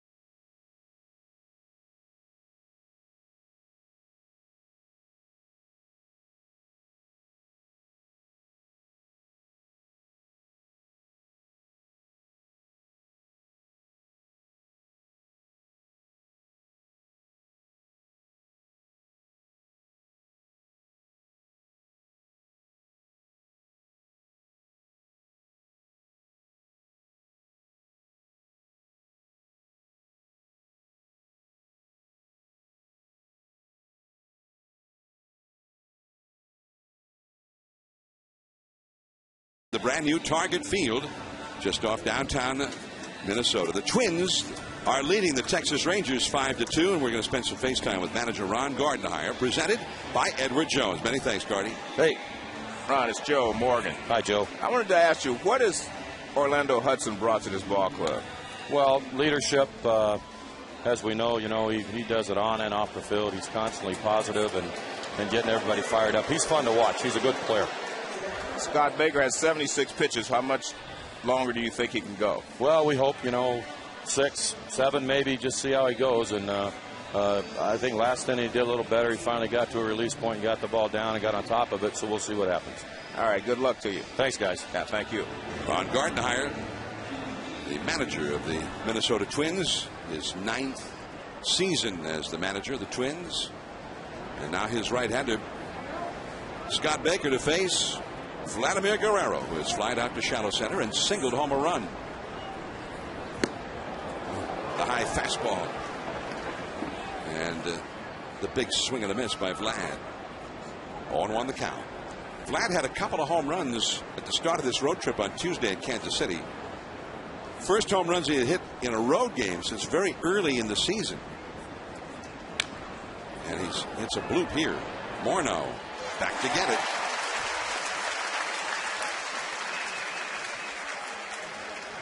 Let's take a look at Vladimir Guerrero hitting some bad balls. And the reason he can do that, watch his hands.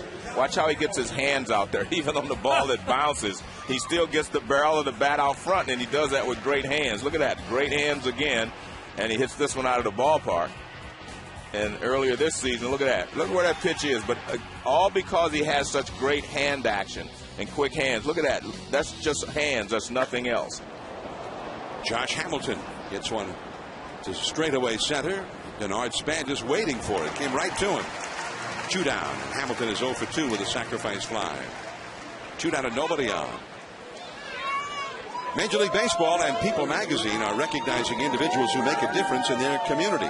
Go to peopleallstars.com and vote for your favorite everyday All-Star who could represent your club and be honored at the 2010 All-Star Game in Anaheim, July 13th. Now that's a great fire pit. I love fire pits in the backyard. Gorgeous. What do you do with this one? Just look at it. They don't do any... Well, you warm up. You just warm your hands. Oh, to get warm. Okay. Yeah, warm your hands. All right. They don't need it. You don't bring some marshmallows and some Hershey bars and some graham crackers. And Scott Baker, who had thrown a ton of pitches early on, gets a quick inning, a 5-pitch and out inning. Kadire, then Kubel coming up. 5-2 Twins.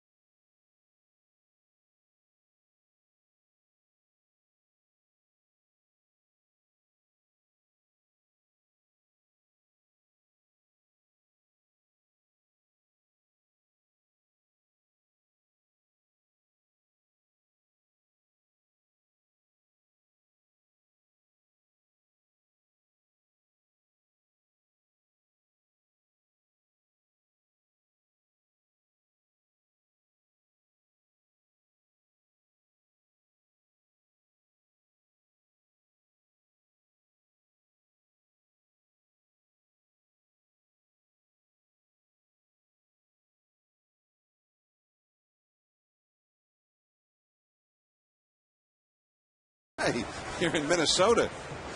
What a show. All those years going to the Metrodome, I didn't know they had skies like this in the evening in Minnesota. We never got to see that. We got to see daytime. We take a walk along the Mississippi. Then we go indoors every night. There is Darren O'Day, the submarine ball throwing right-hander in from the Ranger bullpen to face Michael Kadire. Andrus throws him out, one away. So O'Day, who has been excellent out of the Ranger bullpen, this is his 23rd game, 1.93 earned run average. He keeps the ball down, Orel. It's hard to get the ball elevated against him. It is, and he is a gamer like the president of this club who's tried to change the attitude of the pitching staff. It hasn't happened tonight with the starter. Maybe a little gamer and Derek Holland trying to stay out there even though he's in the pain. But the relievers have had to really pick up this Ranger staff throughout the year. The starters have not gone deep into the game like Nolan Ryan would like them to, and Mike Maddox. But the attitude around the Ranger staff is starting to change, and maybe they'll see some of that in the long haul. Now down in the minor leagues, they're trying to teach that toughness and non-reliance on the pitch count. Don't look into the bullpen for help. Pitch out of your own jams. And tonight, it didn't work out, but it was probably because of injury. I love the story you told about Maddox going to the mound to talk to a young pitcher, asking how he felt, and the pitcher asking him, what's my pitch count? Wow. Well, because they haven't responded well yet. In the right field, and Murphy takes care of it. Kubel is retired. He's now 1 for 3 with an RBI. Well, they have 5 guys who have had over 21 appearances so far because they have not been able to get much production out of their starters. This bullpen has been worked so many times and so hard. There's some concern. They have the 5 relievers who are all, as you say, in the top 10 for appearances already. 5 different guys all on pace to appear in 75 to 80 games. A wild swing by Delman Young, and then Frisbee slider, and it's 0-1. Chris Ray's been in 26 games out of 49. Feliz, the closer, 24 out of 49. Oliver, 23. Francisco, 23. This is O'Day's 23rd. 0-2 to Delman Young, who walked in the second, starting a 2-run rally, and who had a sacrifice fly to knock in their 5th run of the night in the 3rd. So those guys, at some point, I'm sure Ron Washington doesn't want to use them all at that frequency all year. A couple of them may not make it at that pace. That one came back over the inside. Strike 3 called to Delman Young.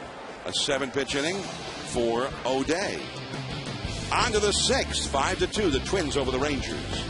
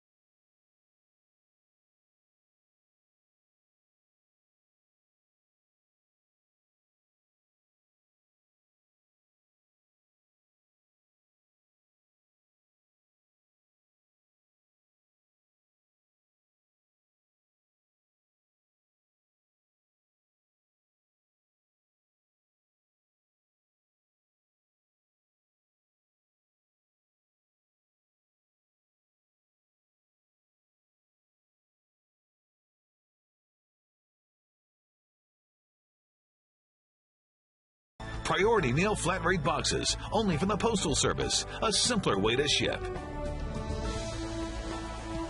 And some shots from exciting days for the Twins. They won the World Series 1987, and they also won it in 1991, beating Atlanta that year. Beat the Cardinals in 87. I'm John Miller with Joe Morgan and Oral Hershiser. We're at the beautiful new home of the Twins, Target Field. The Rangers starter was Derek Holland, and he did not last very long. Something did not seem right from his first pitch on in the first inning. In fact, early on in the game, they went out and talked to him at the mound to see if he was okay. And he said he was just fine. Continued on, but in the second inning, they went out there again and listened in. What's the matter? So we got I'm trying to throw it. Can't feel it. Yeah. Couldn't feel anything. Looked like something was wrong from the very first pitch of the game. 85, that was a red flag, man. It's tough part of the young guy, too, because he won't admit it. Yeah. He won't tell you. He won't tell you that. Yeah, you know, I think the umpire handled that better than anybody else, because you know what he did? He didn't ask Mike Maddox. He asked Holland what's wrong. And I think that's the way to do it. This is Justin Smoke, the young Rangers prospect, who has hit a long single to right and has walked in this game.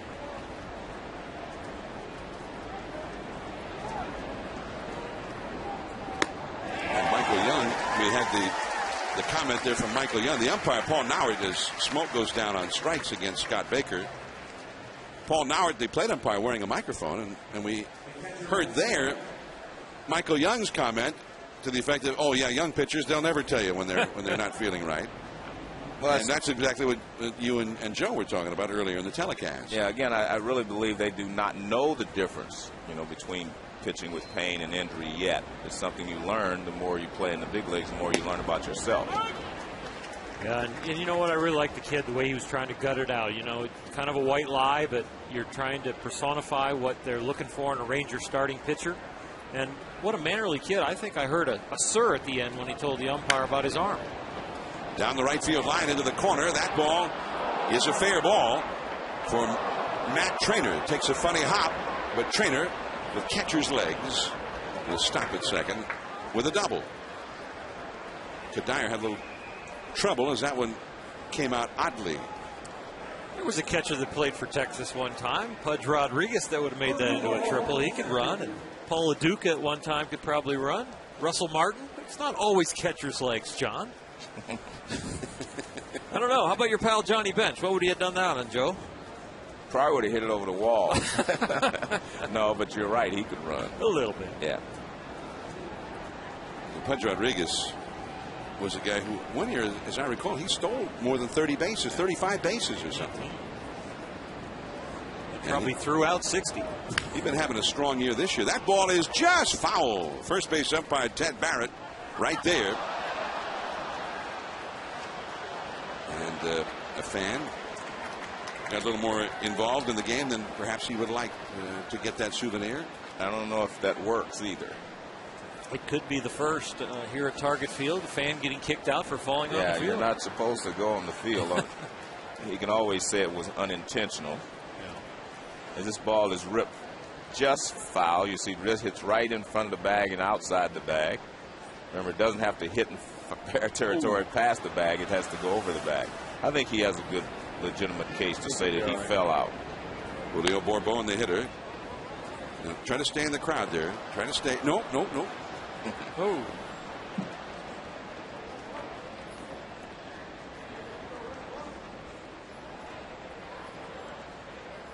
So he didn't get the ball.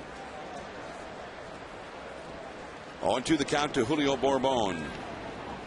Scott Baker had that 22-pitch second and a 28-pitch third and stood at 76 pitches through 4, but had a 5-pitch fifth inning and is about to throw his 90th pitch of the night. Very high, taken by Bourbon, who has struck out and singled in this game. Bourbon, only 24 years old, got thrown out trying to steal after a single in the 4th inning, though. John, we were talking about the Rangers and their starters and needing starters, and the question is, will they be able to go out and add some starting pitching because of the bankruptcy situation in Texas? Will they be able to add starters as the season goes along? Otherwise, can they add more payroll? Hit that ball hard. He got on top of that high fastball, but hit it to the wrong guy. because there was talk about them getting Roy Oswalt, and one of the things I read is they don't know if they could pick up that salary. Oswalt is owed like $15 million next year. Well, in the spring of last year, Tom Hicks' ownership group defaulted on a very large loan and put the Rangers on the open market. In January, he agreed to sell the Rangers to a Nolan Ryan-led group. And then in April, debt issues endangered that sale. And just 6 days ago, the Rangers filed for Chapter 11 bankruptcy protection. And there is a slider a little bit low to leadoff man Elvis Andrus. And the judge in the bankruptcy proceeding allowed Major League Baseball to make sure that all of the salary obligations and salaries of front office personnel and expenses and whatnot are, those obligations will be met. Well, one of the unsecured creditors, according to a report I read, is Alex Rodriguez. He has some deferred money there, and obviously it said it was unsecured, and it was quite a bit. Well, maybe not to Alex, but to me it's a lot. $24,900,000. That's a fair ball. Morneau could not get there. Elvis Andrus knocks in a run. Remember, he came into the game hitting nearly .500 with runners in scoring position, and he knocks one in here, and it's 5-3 Twins. Trainer in to score.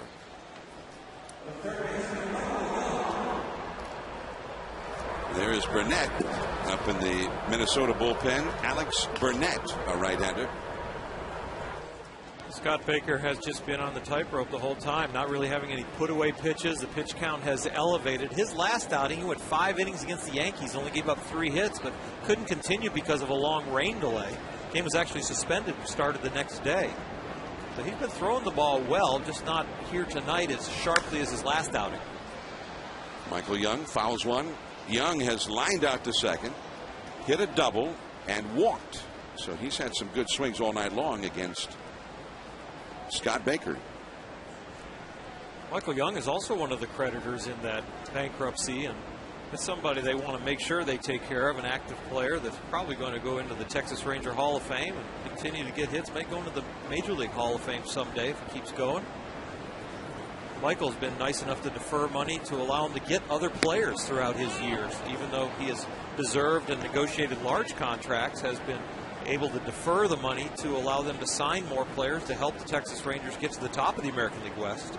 You know, that's one of the things that the Players Association, the Baseball Players Association, had been afraid of all these years. From when they first started deferring money, they said that you're an unsecured creditor of the team, and the only way you wouldn't get your money is if the team went into bankruptcy.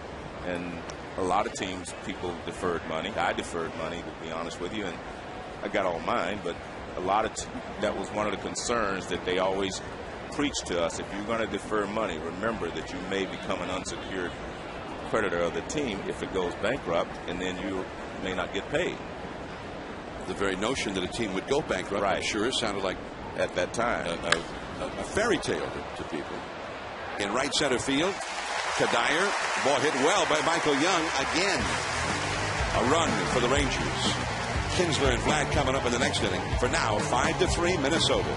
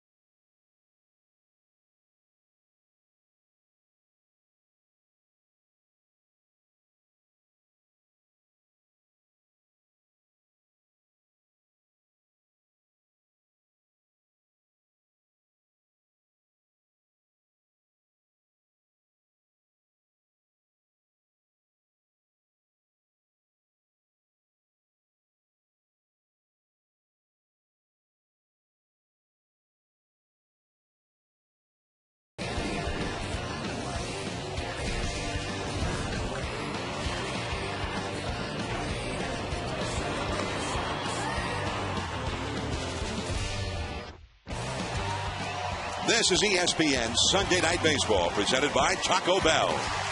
We are not far from the shores of the mighty Mississippi at the new home of the Twins, Target Field. I'm John Miller with Joe Morgan and Oral Hershiser. Sunday Night Baseball in our 21st season. And for the first time, we are doing a game on Sunday night here in Minneapolis. It's outdoors.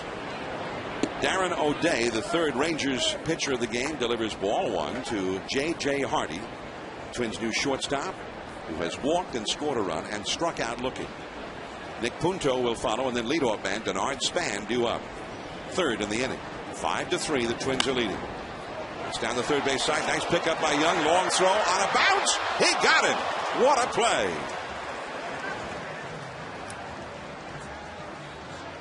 One out.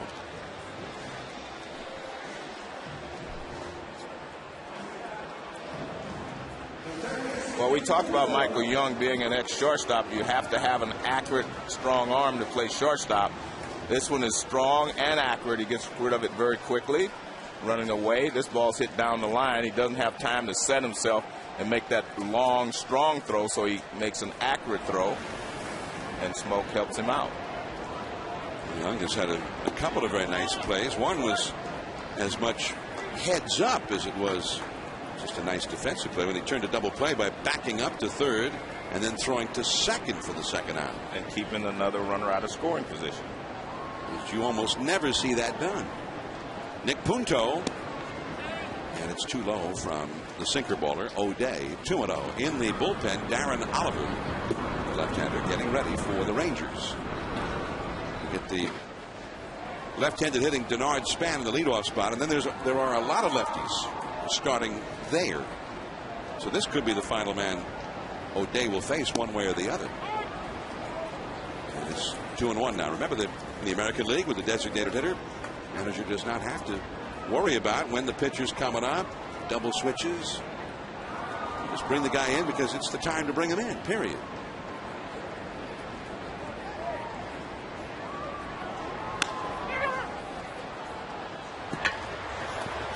Smoke and O'Day handle it. O'Day almost twisted his ankle as he got to first base for the putout.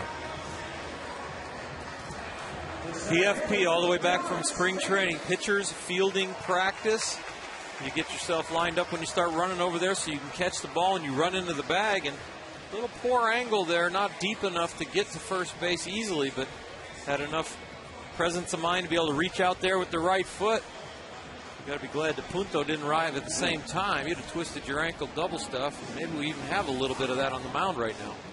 Well, they're going out to check with him now. Here's Ron Washington with the trainer, Jamie Reed again. And the umpire, Paul Noward. Noward is saying no charge time to the mound, meaning, you know, if he goes back out there, they wouldn't have to take the pitcher out. Get one visit, and if you go out a second time in that inning, the pitcher has to be removed. 2 down, nobody on. 5 in a row retired by O'Day since he entered the game. The Twins lead 5-3. In fact, the Twins have not had a base runner since Punto hit a single back in the third inning.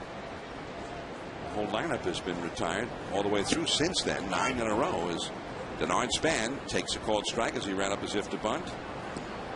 Washington staying. I guess if it's not broken, why try to fix it? O'Day's getting everybody out. Let's just stick with him. When you go to your bullpen as often as the Rangers had to this far into the season, you watch the pitcher's pitch counts, each reliever. That's a base hit left center. Bourbon cuts it off. And you watch them very carefully because their starters are not going deep into the game, so you need to use your relievers not only often, but often in day-to-day situations. And once you take pitchers over a certain number of pitches, like 25 or 27, they need almost a day off for sure. So now you can erase that guy from your pen for the next day. So you will see 3, 4, 5 pitchers used in a game when the starter gets knocked out. Not because the last pitcher was ineffective, but they're trying to keep the pitch counts down so they can come back with those relievers on multiple days in a row. And they do have a day off tomorrow, built in as it is. Well, that will be all for O'Day, who's thrown 15 pitches Orlando Hudson, the switch hitter, coming up, and Darren Oliver, the veteran lefty, will be summoned to face him.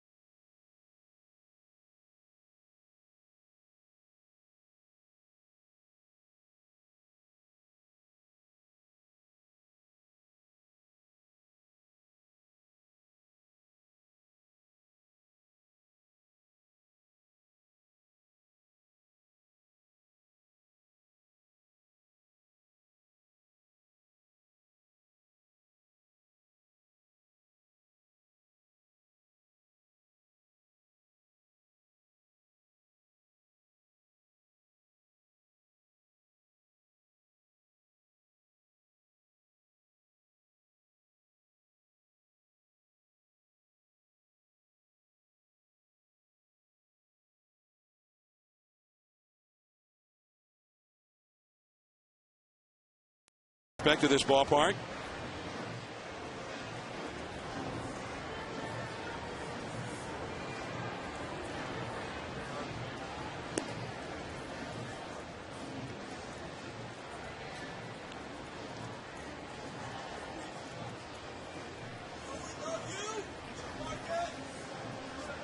Well, the Tigers needed it after losing 4 in a row, and they are at the moment 3 games back of the Twins in the Central Division.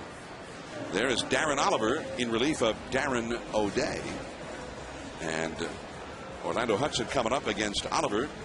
Veteran lefty, was with the Angels most recently and an important member of their bullpen last year that made it within a couple of wins of the World Series before they succumbed to the Yankees in the American League Championship Series. Darren Oliver with Span at first, and he moves him back to the bag. After the 2005 season, Darren Oliver almost retired. Omar Minaya, the general manager of the New York Mets, convinced him to come back. He spent the 2005 season in AAA, AA. Omar Minaya, the Mets invited him back, and he's had his second half of his career. Oliver, again, concerned about, with 2 down, that Span might want to steal a bag here. Seemed like the time to steal, Joe. You stole 689 bases in the big leagues. Oh, yeah, okay. So, are you sending him or what? No, he's one of the guys that steals bases along with the second baseman Orlando Hudson, but I'm not so sure if he can read Oliver or not. It could be more difficult against a lefty. 13 steals for Span this year, only been caught 1 time. Oliver drives it back again. You think there's something to, if you make a lot of throws over there, it becomes very unlikely that, with few exceptions, that a guy is going to try to steal? Yeah, I think the more you throw over there, the less the base runner tends to take off. You see Gardenhire there with a stopwatch. Nice move there by Oliver. He had just thrown the first, with a short step, and he just took the big high leg kick, and Span didn't read it. I always thought it was easier to steal a base off the left-hander because everything's right in front of you. And left-handers by nature are slower to the plate to deliver the ball than a right-hander. You just have to read which way they're going. Right to Andrus. Joe Mauer stranded on deck. He'll have to wait till the 7th inning. Meanwhile, the big hitters coming up with the Rangers. Kinsler, and then Vlad Guerrero, Josh Hamilton. 5-3 Minnesota.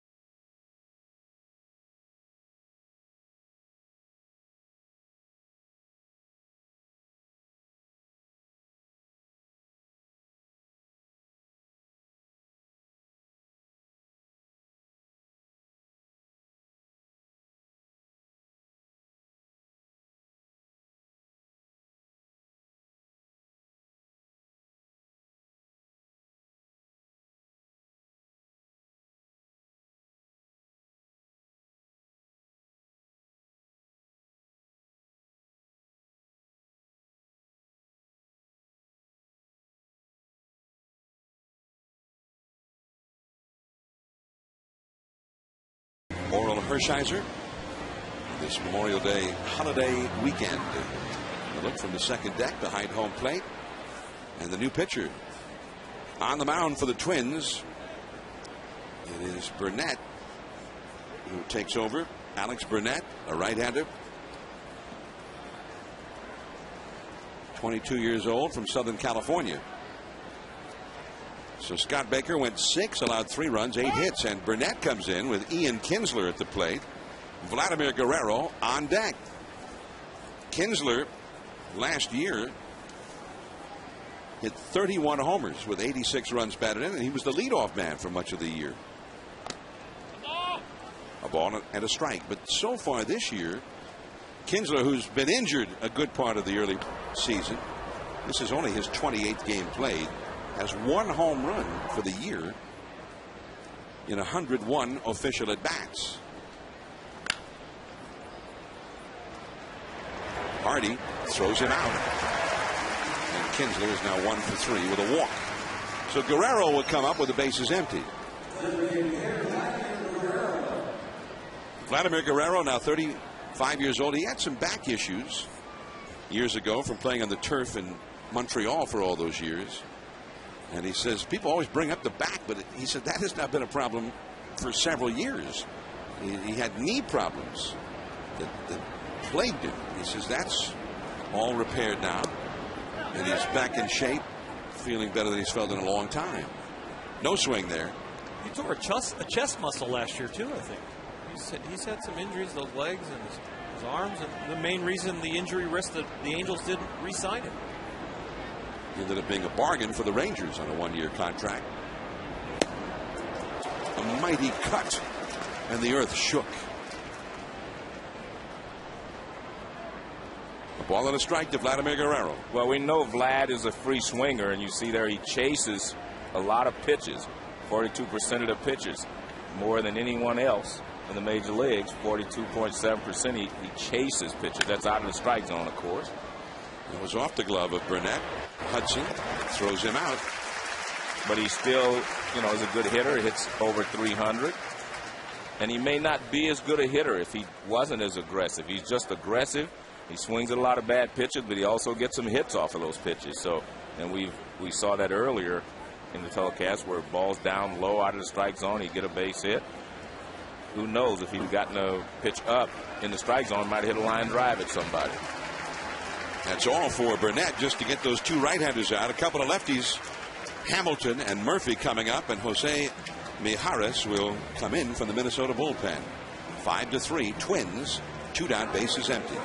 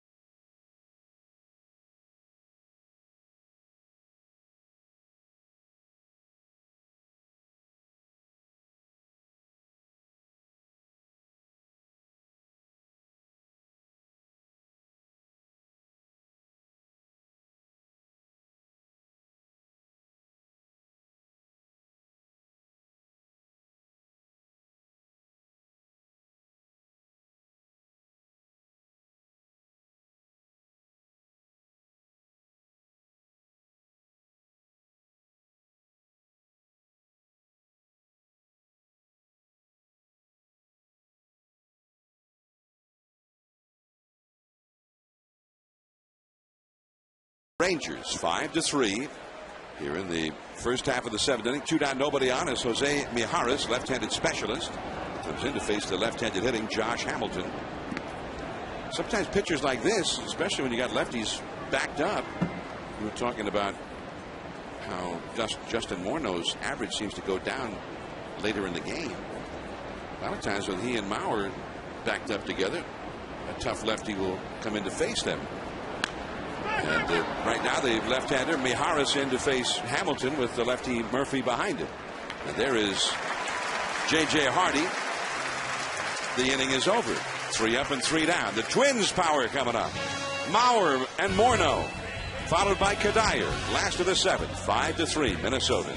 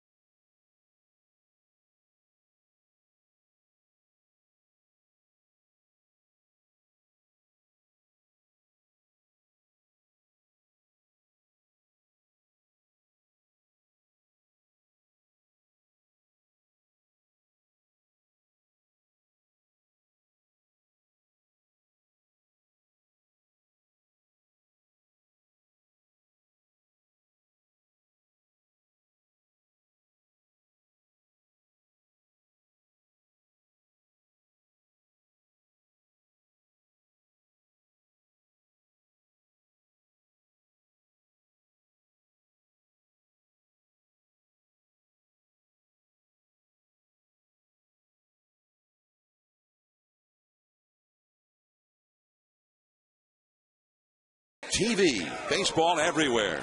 Get over 100 live out-of-market games per week in HD quality where available on your computer. Visit MLB.tv for details. Now, our Weber Grill fan experience. And here at Target Field, they have the Town Ball Tavern. The most traditional sports bar at the ballpark is an ode to Minnesota amateur baseball.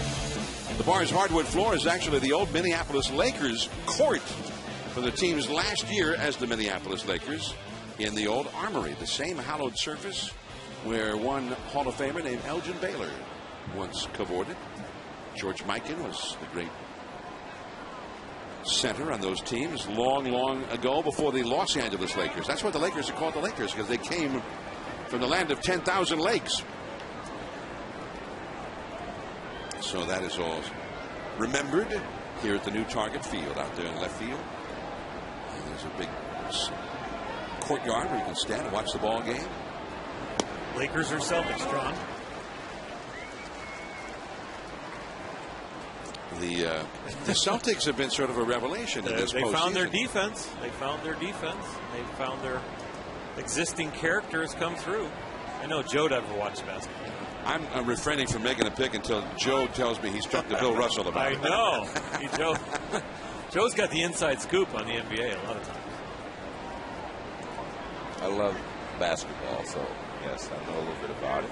Is that your second place sport? I have good friends that know a lot about it. What was that one guy that you know pretty well? MJ.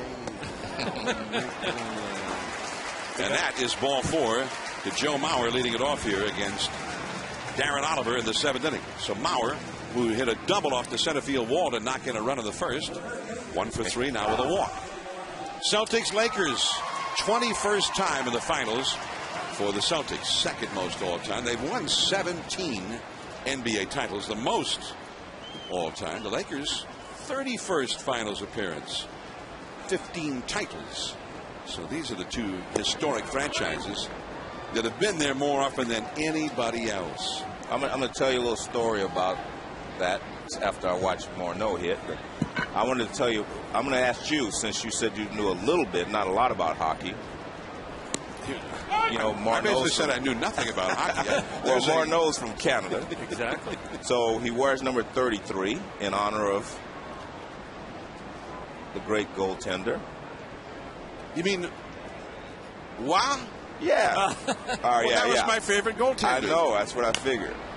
I didn't know that much about him. I just liked his name. Yeah, I know. We had fun with it that one time. Saved by wow. Yeah, and they had won the Stanley Cup, and Morneau, that's why he wears 33. Well, where's his mask? And you know what? That would be a tribute. He had this ritual where he would only come on the field at 6:33. He's very superstitious to this day. Yeah. In honor of his childhood hero. Yeah. Patrick Waugh. I met him too. I did tell you that. And he pulls that one foul. But while he's taking it back, I was actually watching the Celtics. You know, I was with the great Bill Russell when they were winning the game on Saturday. We were all at Enos Cabell's wedding. Very nice. Yeah, your friend and my friend Enos Cabell, the assistant to the general manager of the Astros. He married Ruby, and they got married on the Saturday, and I was the best man. Every week you're announcing a wedding. I know. It seems like that's all I'm doing. Now Enos. Yeah, and I was sitting there with Bill Russell. We're at the wedding, and we're pulling up the score on the paper, on the iPhone. Are you getting a free phone now? No, I don't. But Bill was obviously very excited that the Celtics were back.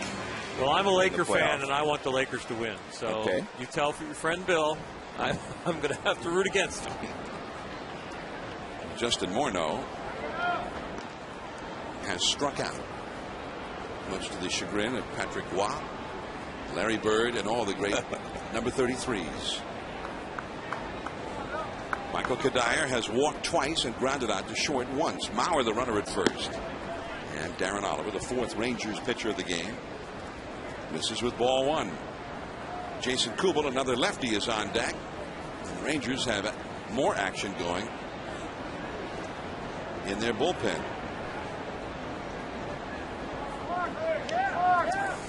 You know, when you speak of 33, Larry Bird, he wanted to be a baseball player. Frank Francisco warming up in the Ranger bullpen. Well, he probably literally outgrew that. He did, but he was a first baseman. That's what he did. And our Magic Johnson, who works the NBA for us, he wanted to be a baseball player. Kareem Abdul-Jabbar wanted to be a baseball player.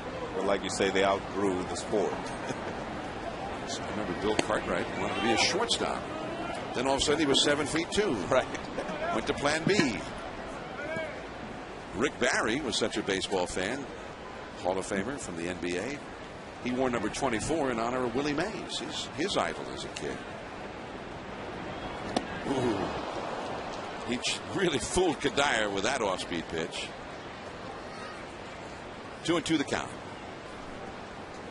I think a lot of the great athletes, you know, in that era wanted to play baseball. You know, one of my favorites, Jerry West, also wanted to play, and Jerry's on the tell me he watches us religiously on Sunday night. So I spoke at a luncheon with Jerry West, and I wanted to talk to him about those old days with he and Baylor, and all he wanted to talk about was baseball. Exactly. He got Mauer picked off. The throw down to second by Smoke, and the tag by Andrews. And now the bases are empty. Well, Joe earlier talked about Darren Oliver having a tough move and harder to read lefties sometimes, but he'd rather run off a lefty because it's right in front of him. Darren Oliver, you really, with him, he's so tough to read that you kind of go on first move sometimes. And so Joe Mauer took a very nonchalant walking lead, thinking he would lull Darren Oliver to sleep.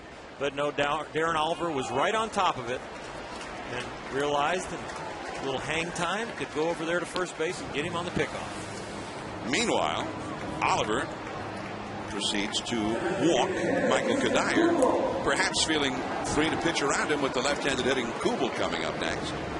And they've been doing that all night long. It seems like all the Ranger left-handers have opted to go ahead and walk Kadire and face Kubel instead. That backfired in the third inning with Matt Harrison on the mound. Kubel, after the walk to Kadire, got an RBI single.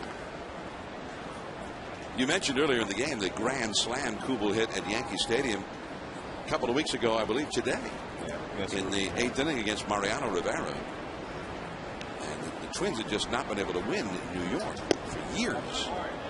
And they had lost the first 2 games of that series and were trailing in the 8th inning when Kubel hit the slam and put them ahead, and they finally got that win. And that's the way it's gone for Kubel this year. He belts this one into deep right center. One hop to the wall. Bourbon fields coming around third. Kadire heading home. Kadire will score. Second RBI of the night for Jason Kubel. And a great job by Kubel because he waited on that curveball. It was a breaking ball from Oliver, and he smokes it. He does. I think there's been 3 balls smoked here tonight that should have been home runs. In the Metrodome, they would have for sure been. This one that Mauer hit off the center field wall, and then the one that Justin Morneau hit to the right center gap. But he stayed on that breaking ball, and he smoked it like any big league hitter who hits a really long fly ball. And I'll tell you what, that's a long way out there, not only distance-wise, but the way the ball is carrying in this stadium so far this year. So with the right-handed hitting Delman Young coming up, Frankie Francisco will be summoned from the bullpen by Ron Washington. Jason Kubel twice has driven in a run against a lefty after the walk to Kadire.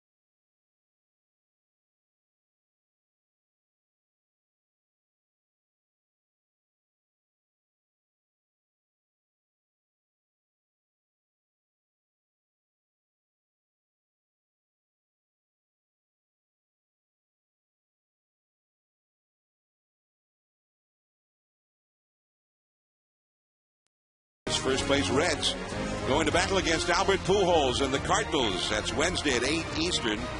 And a rookie will be going for the Reds, Sam LeCure and Chris Carpenter. The veteran ace of the Cardinals will be going. Carpenter has been great so far this year. There is Frank Francisco on the mound now for the Texas Rangers. Francisco in his 24th game of the year.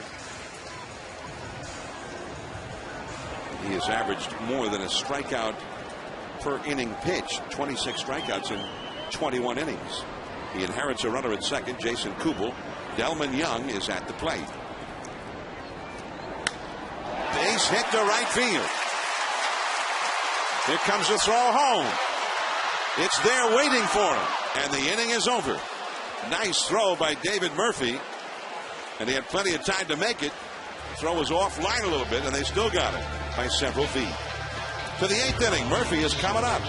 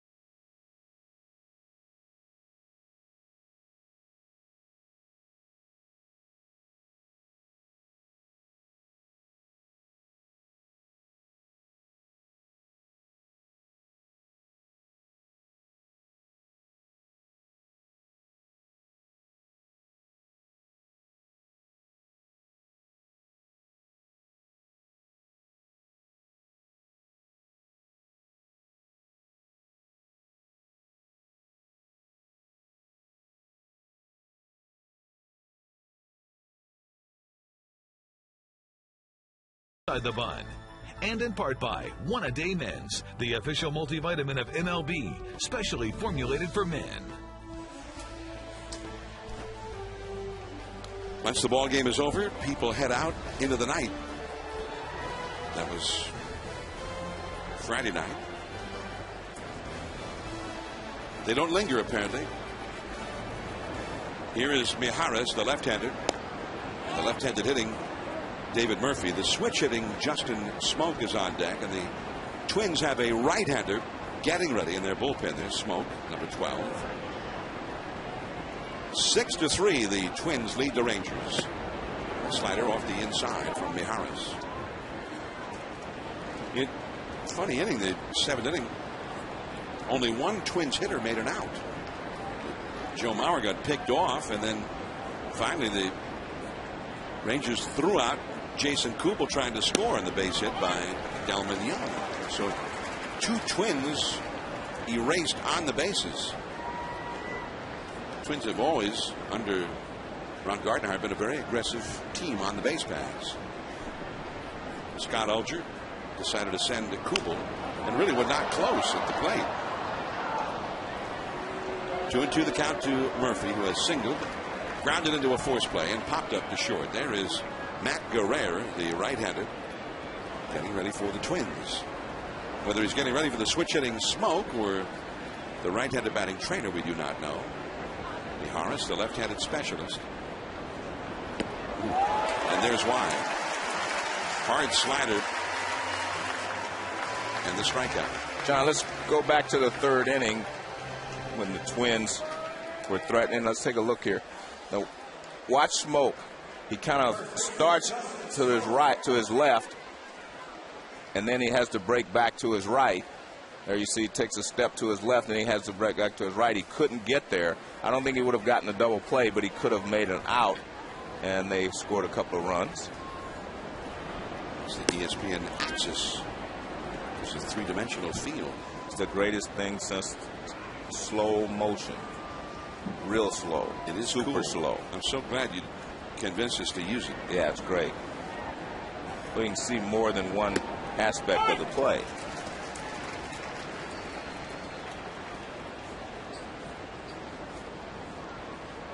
Ron Gardner sticking with his left-hander Mijares, with the switch hitting Smoke at the plate. Trainer, a right-handed hitter on deck, and then another lefty, Bourbon after him. Twins go off to Seattle after this game. They have a 4-game series at Safeco Field starting tomorrow night. And a changeup that is low. Francisco Liriano will get the call in that first game, but he will travel with the ball club tonight. Sometimes when there's late travel, a team will send the next night's starting pitcher early to get a good night's sleep, but Liriano wants to stay with his teammates, apparently. So the foul ball, and Smoke with a count of 2-2. He has singled, walked, and struck out in this game. Rangers have 8 hits, scored 2 runs in the third, a single run in the 6th. Twins have 6 runs and 10 hits. 5 of those 6 runs scored in the first 3 innings. You're in the 8th. And the Rangers need to get some people on base here. Number one, to mount a comeback, but also to make sure that Vladimir Guerrero gets a shot at doing some damage in the 9th inning. They have struggled on the road to hit, and they've struggled on the road to pitch. Their record is not consistent as far as home and road. It usually is different, but for the Rangers, it's been completely different. Not only their record, but just statistically. They just don't show up. The same team doesn't show up on the road. Rangers 291 team average at home, 237 on the road. And Mijares blows Smoke away. And that will be his final pitch. The Rangers are 18-9 at home, averaging 5.5 runs per game. They've hit 34 home runs at home. On the road, 8-14, less than 4 runs a game. Only 13 home runs. An extreme differential between home and road. So this Twins bullpen doing a great job. They've retired 6 in a row.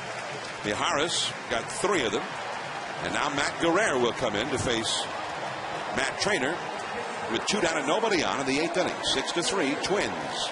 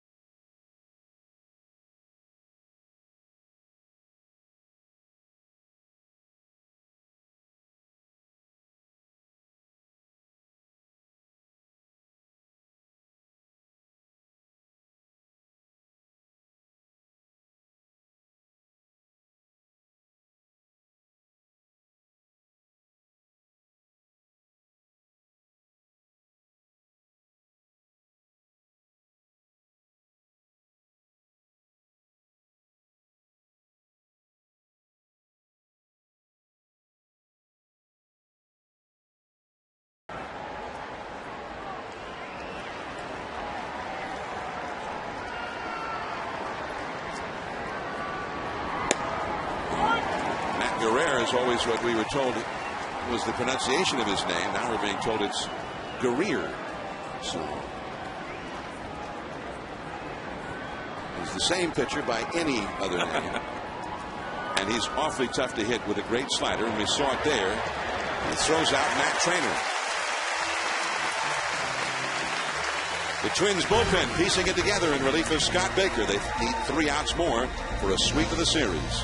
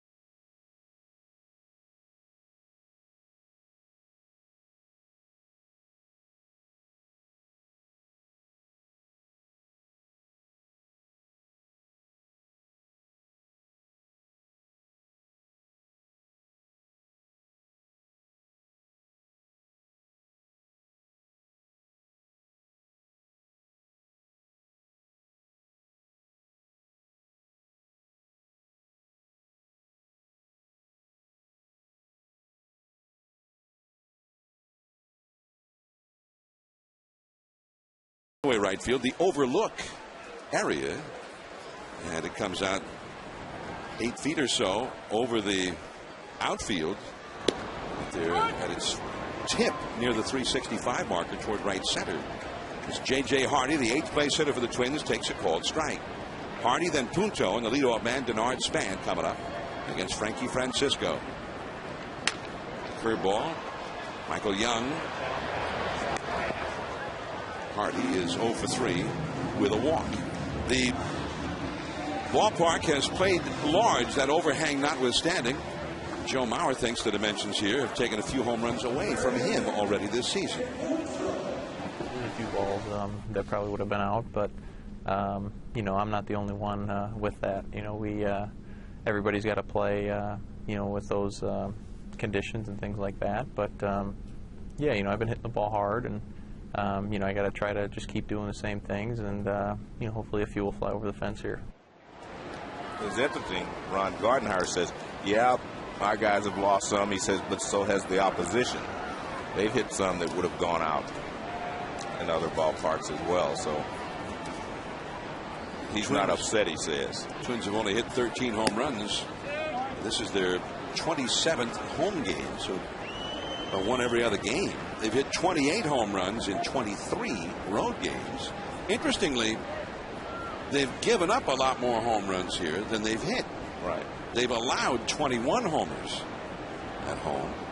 They've allowed 23 homers in the 23 road games. 21 homers in 27 home games allowed. So over the course of the season, it may even out to be an even match of what they hit on the road and what they hit at home. Especially now that the weather has really warmed up here.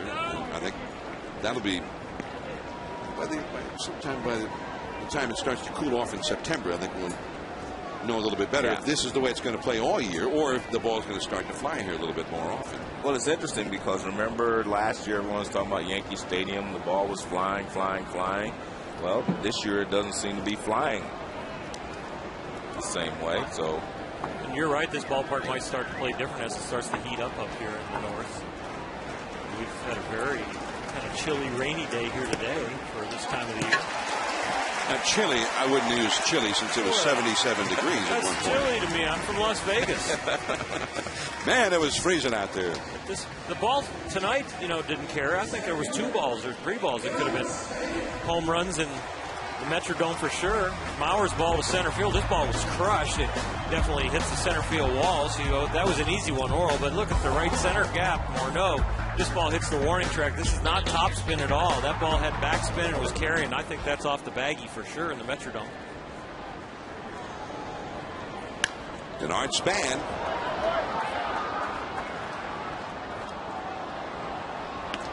You won't hear that guy complain, though. He will do the right thing for the stadium and for the city.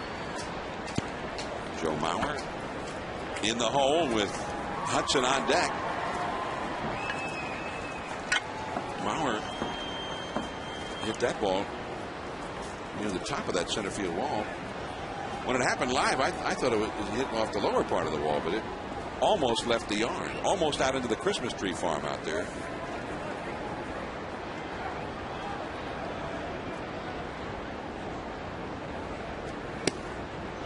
Fastball from Francisco, 95 miles an hour. There's the Christmas tree farm. That wall is 8 feet high out there. The whole right field wall is 23 feet high.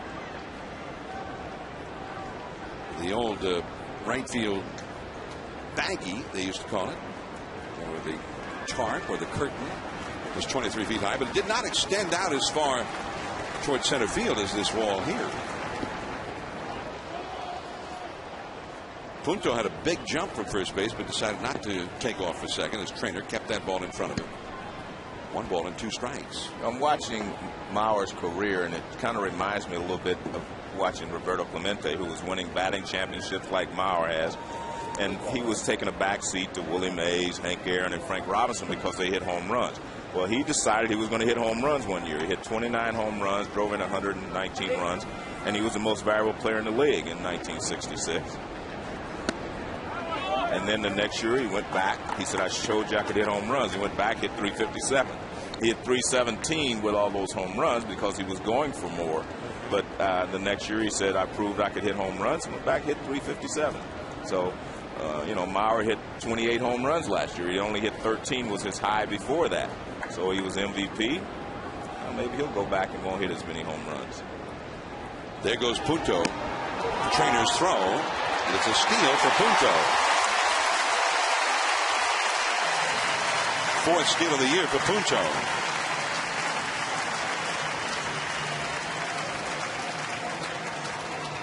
Well, Frankie Francisco was a little deliberate there to home plate, and Matt Trainer did an adequate job on the throw down there to second base, but Punto just stole that off the pitcher.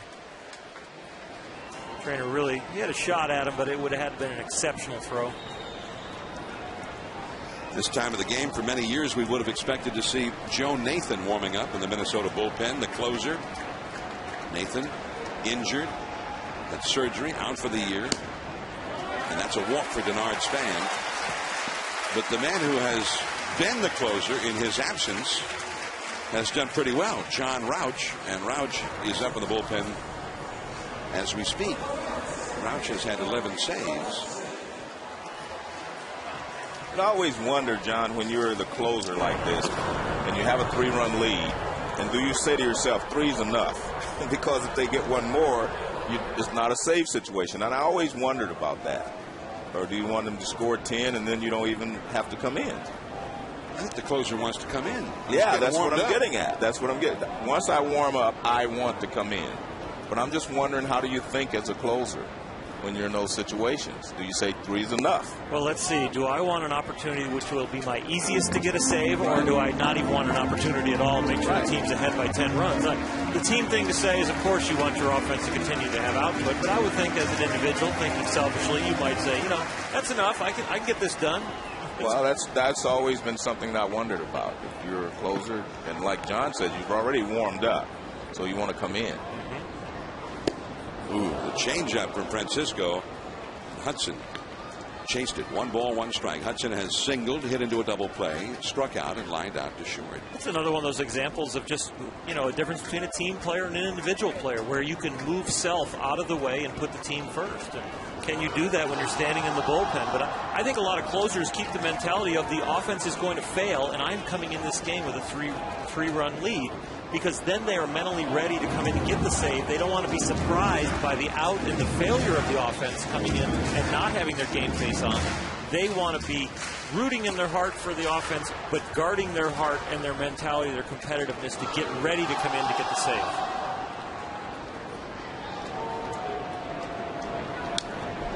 You kind of got me wound up right there, Joe. Well, I've always wondered. I felt my game face coming back. Yeah, but I've always wondered, whoa.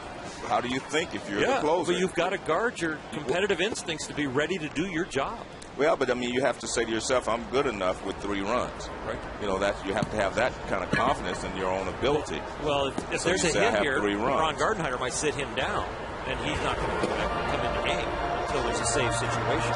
Guerrero only faced 1 hitter, so he should have plenty of steam for the 9th inning if it's suddenly a 4-run lead or more. Francisco, for his part, he's trying to keep it a 3-run deficit. Vlad Guerrero would be due up 5th in the 9th inning. And a fastball got him looking, and apparently looking for something other than a fastball. Joe doesn't like that with men in scoring position taking fastballs down the middle. He's up here shaking his head. You viewers at home, if you saw him now, he'd be shaking his head going, what is he doing? Well, I mean, with the runners in scoring position, you're supposed to be aggressive, and I don't know if you can throw a ball in more in the middle of the plate than that. Orlando's a good hitter. He's guessing breaking ball off a guy who throws 95. I don't think so. He just blinked through it every once in a while. Well, it made him look bad on a changeup a little bit earlier. You always have a chance to hit the changeup. You don't have a chance to hit the fastball if you're looking for something else. Now Joe Mauer. 1 ball and no strikes. Mauer has doubled home a run. That double you saw that hit off the top of the wall in the 1st inning that knocked in the 1st run of the game. Since then, he's hit into a force play, grounded out to second, and walked. He is 1 for 3, hitting .331 for the year.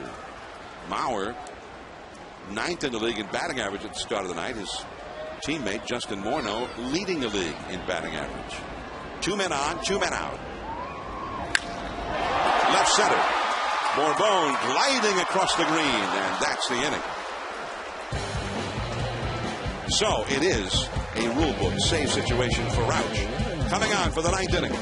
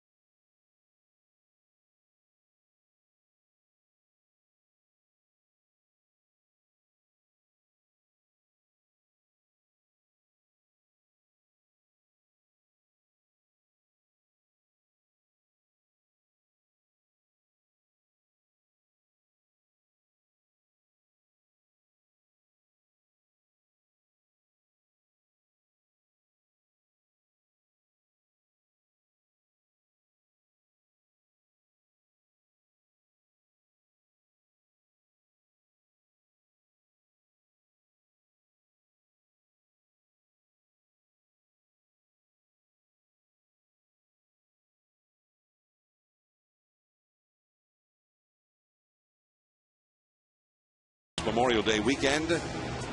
And now, in the absence of Joe Nathan, the Twins' outstanding closer for several years, here's John Roush, the tallest Major League pitcher in the history of the game, 6 feet 11 inches tall.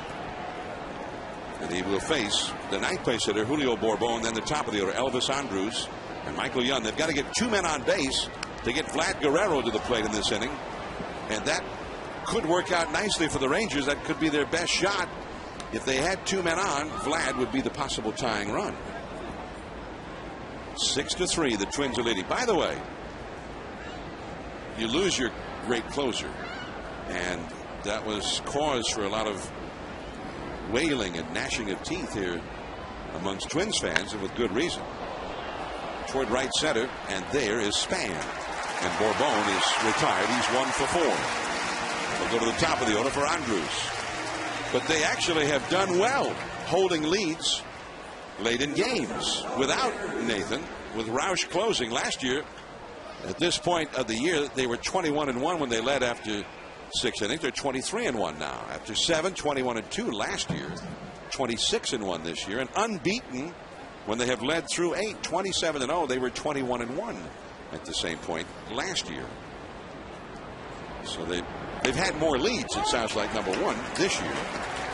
But only the one lead blown last year that cost them a game. They have not blown any so far this year. That doesn't mean they haven't lost a lead, but they have not lost a game that they led going into the ninth inning. Well, Roush has 2 blown saves, but they didn't lose the game, as you're saying. They've blown 5 saves this year, but they've come back, and they blew 16 last year. So they're on the same exact pace after losing. And that is, Joe Nathan's an unbelievable closer. Yeah. There's nothing against him. You can't down talk him. He's one of the best ever. And some of those saves that are called blown saves are not saves at all. Joe Nathan did not have 16 blown saves. He was the saver. Ooh, look out. Shot right past Roush into center field, and Andrus has his second hit in 5 at bats. And the batter will be Young. But remember, a blown save in the Brew book can come in the 7th inning. Yep. Joe Nathan, 2004 through 2009 for the Twins, 6 seasons. First in the majors in saves, earned run average out of the bullpen, batting average against, and the OPS against. Mariano Rivera, Joe Nathan, Jonathan Papelbon, they were, all up there on the tip of the top. Great closers off. Francisco Rodriguez with the Angels in most of that period as well. Too. Well, there are a lot of great closers, as you mentioned, in the game. Just amazing. 1 ball and no strikes, the count to Michael Young, who is 1 for 3 with a double and a run scored. He also has a walk. And that slider is too low. That ball hit by Andrus. That ball was just shot right by Roush, and Roush was glad to see it go by him. Man. Well, we saw A-Rod hit Huff a couple of days ago. Yesterday. That was scary. Yeah, it was. It was scary. See, Alex was affected too emotionally after he hit him. And he called Huff, and Huff said it was a class act for him to do that. Yeah. 3-0 the count. And that fastball for a strike. Yeah, Huff said, A-Rod is a class act. For David Huff, and the reports were all good that we read, the dispatches out of New York, that he seemed to be okay. Horrifying moment. That ball is hit well, deep left center field, and off the wall at the 377 marker. Young makes it into second. Stopping at third is Andrus. And they have the possible tying run of the game coming to the plate in Ian Kinsler with Bad Vlad on deck.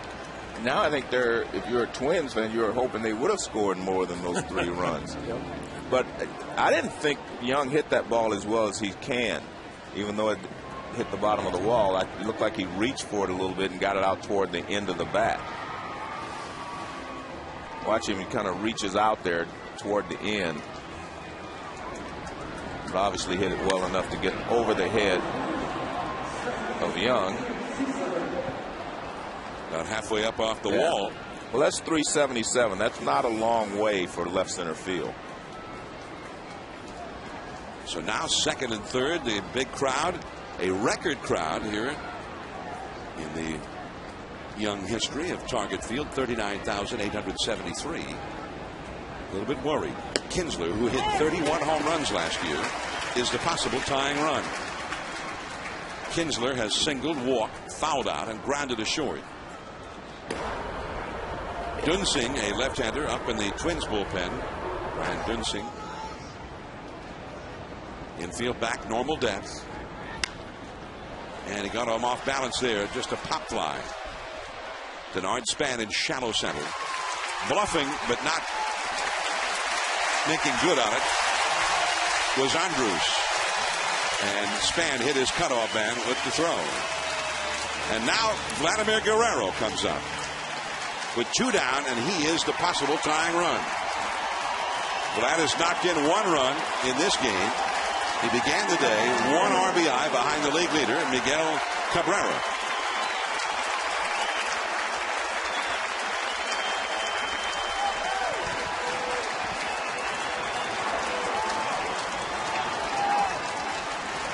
And they're going to talk it over. The third baseman Punto and the catcher Maurer out to the mound to speak with John Roush. Roush against Vlad with the whole game on the line. Vlad only 4 career at bats against Roush and 2 hits. Neither of them home runs. Well, first base is open, but you have a lefty in the bullpen to face Josh Hamilton. Josh Hamilton versus lefties drops 100 points and only has 1 of his 9 home runs off of left-handers. You don't want to give in to Vlad, even though you've got a guy on deck with 9 home runs. You have a lefty in the bullpen. He only hits .211 off left-handers. And Vlad chases and is a very free swinger, so I'm sure the meeting was about don't give in to this guy. Another slider knocked down by Maurer, holding at third. Andrews. Most of the crowd standing with 2 down. Well, also very, very nervous at this moment. Did you say don't give in to Vlad? But what does that mean? Exactly. With him? When with we him, watched highlights earlier, yeah.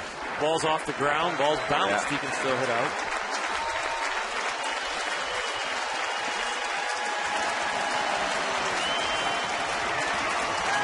Two men on, 2 men out in the 9th inning. 2 balls and no strikes to Vladimir Guerrero. Ooh, a fastball right in there.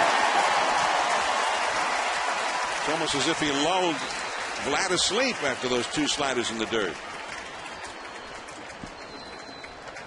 I'm speechless. I can't believe he took it. 2-1 now. Well, he did not take that one. He tried to check. Too late. And now everybody rises at Target Field. Well, I mean, if you're the Twins, you might want to try that same pitch. Up.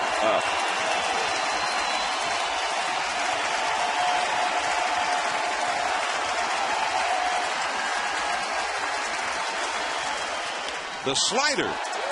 Span in a hurry. He's calling for it. He's got it. And he avoids a collision. Or did he? With Orlando Hudson. Both of them are on the ground. So they may have clipped one another. Span tried to avoid the collision with Hudson. He was screaming all the way that he wanted it. And he got it, but both of them are on the ground now.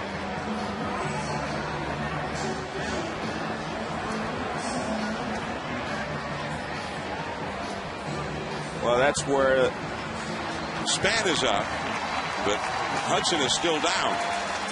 Well, that's where the range of Hudson hurts him, because he could get out there so far and so quickly.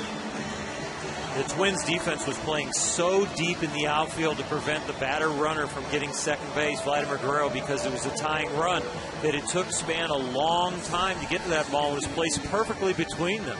an outstanding effort. You just hope they're both okay. And we saw Spann appear to be shouting and waving his arms for it as he was racing in. But perhaps with the roar of the crowd, Hudson was not aware of any of that.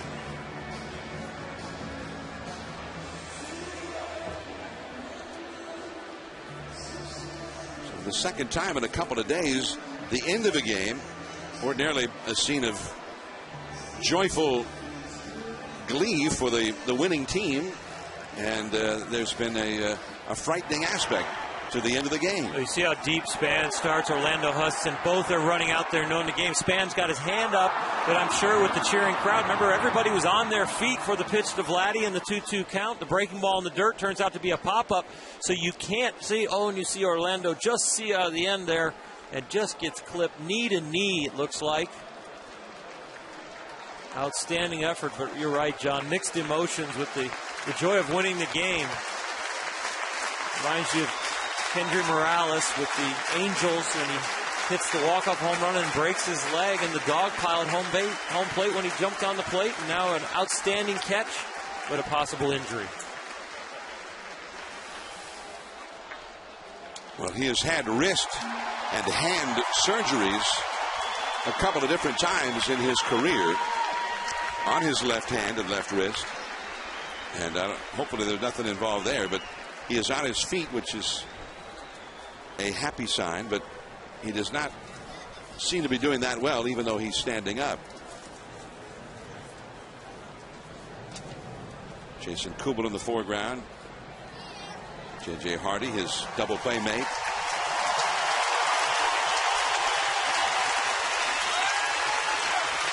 And he's walking off under his own power at this point.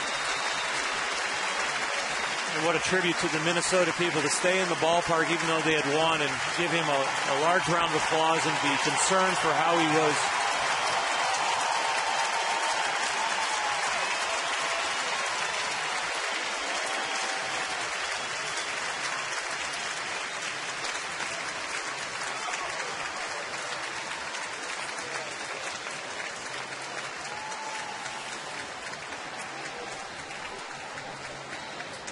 Well, that collision could have been a lot worse, as Denard Spann did make an evasive move there at the last moment. Contact was still made. Tonight's Chevrolet player of the game is Jason Kubel of the Twins. Twice they pitched around Michael Kadire with a left-handed pitcher on the mound to get to him. He had an RBI single and an RBI double in two of those scenarios. So Jason Kubel is our Chevrolet player of the game. And we'll hope for the best for Orlando Hudson. He seemed to come out of it the worse for wear. Denard Spann was the first to his feet, and Hudson was able to walk off the field under his own power. Stay tuned to SportsCenter for any further reports as to the well-being of Orlando Hudson. Twins win it. They sweep the series for the Rangers. 6-3 the final. Next on ESPN SportsCenter. This has been a presentation of ESPN, the worldwide leader in sports. Now for Joe Morgan, Oral Hershiser, and our entire Sunday Night Baseball crew, this is John Miller. Thanks for tuning in. We hope you enjoyed the telecast. And now, from Minneapolis, we send you and yours best wishes on this Memorial Day holiday weekend.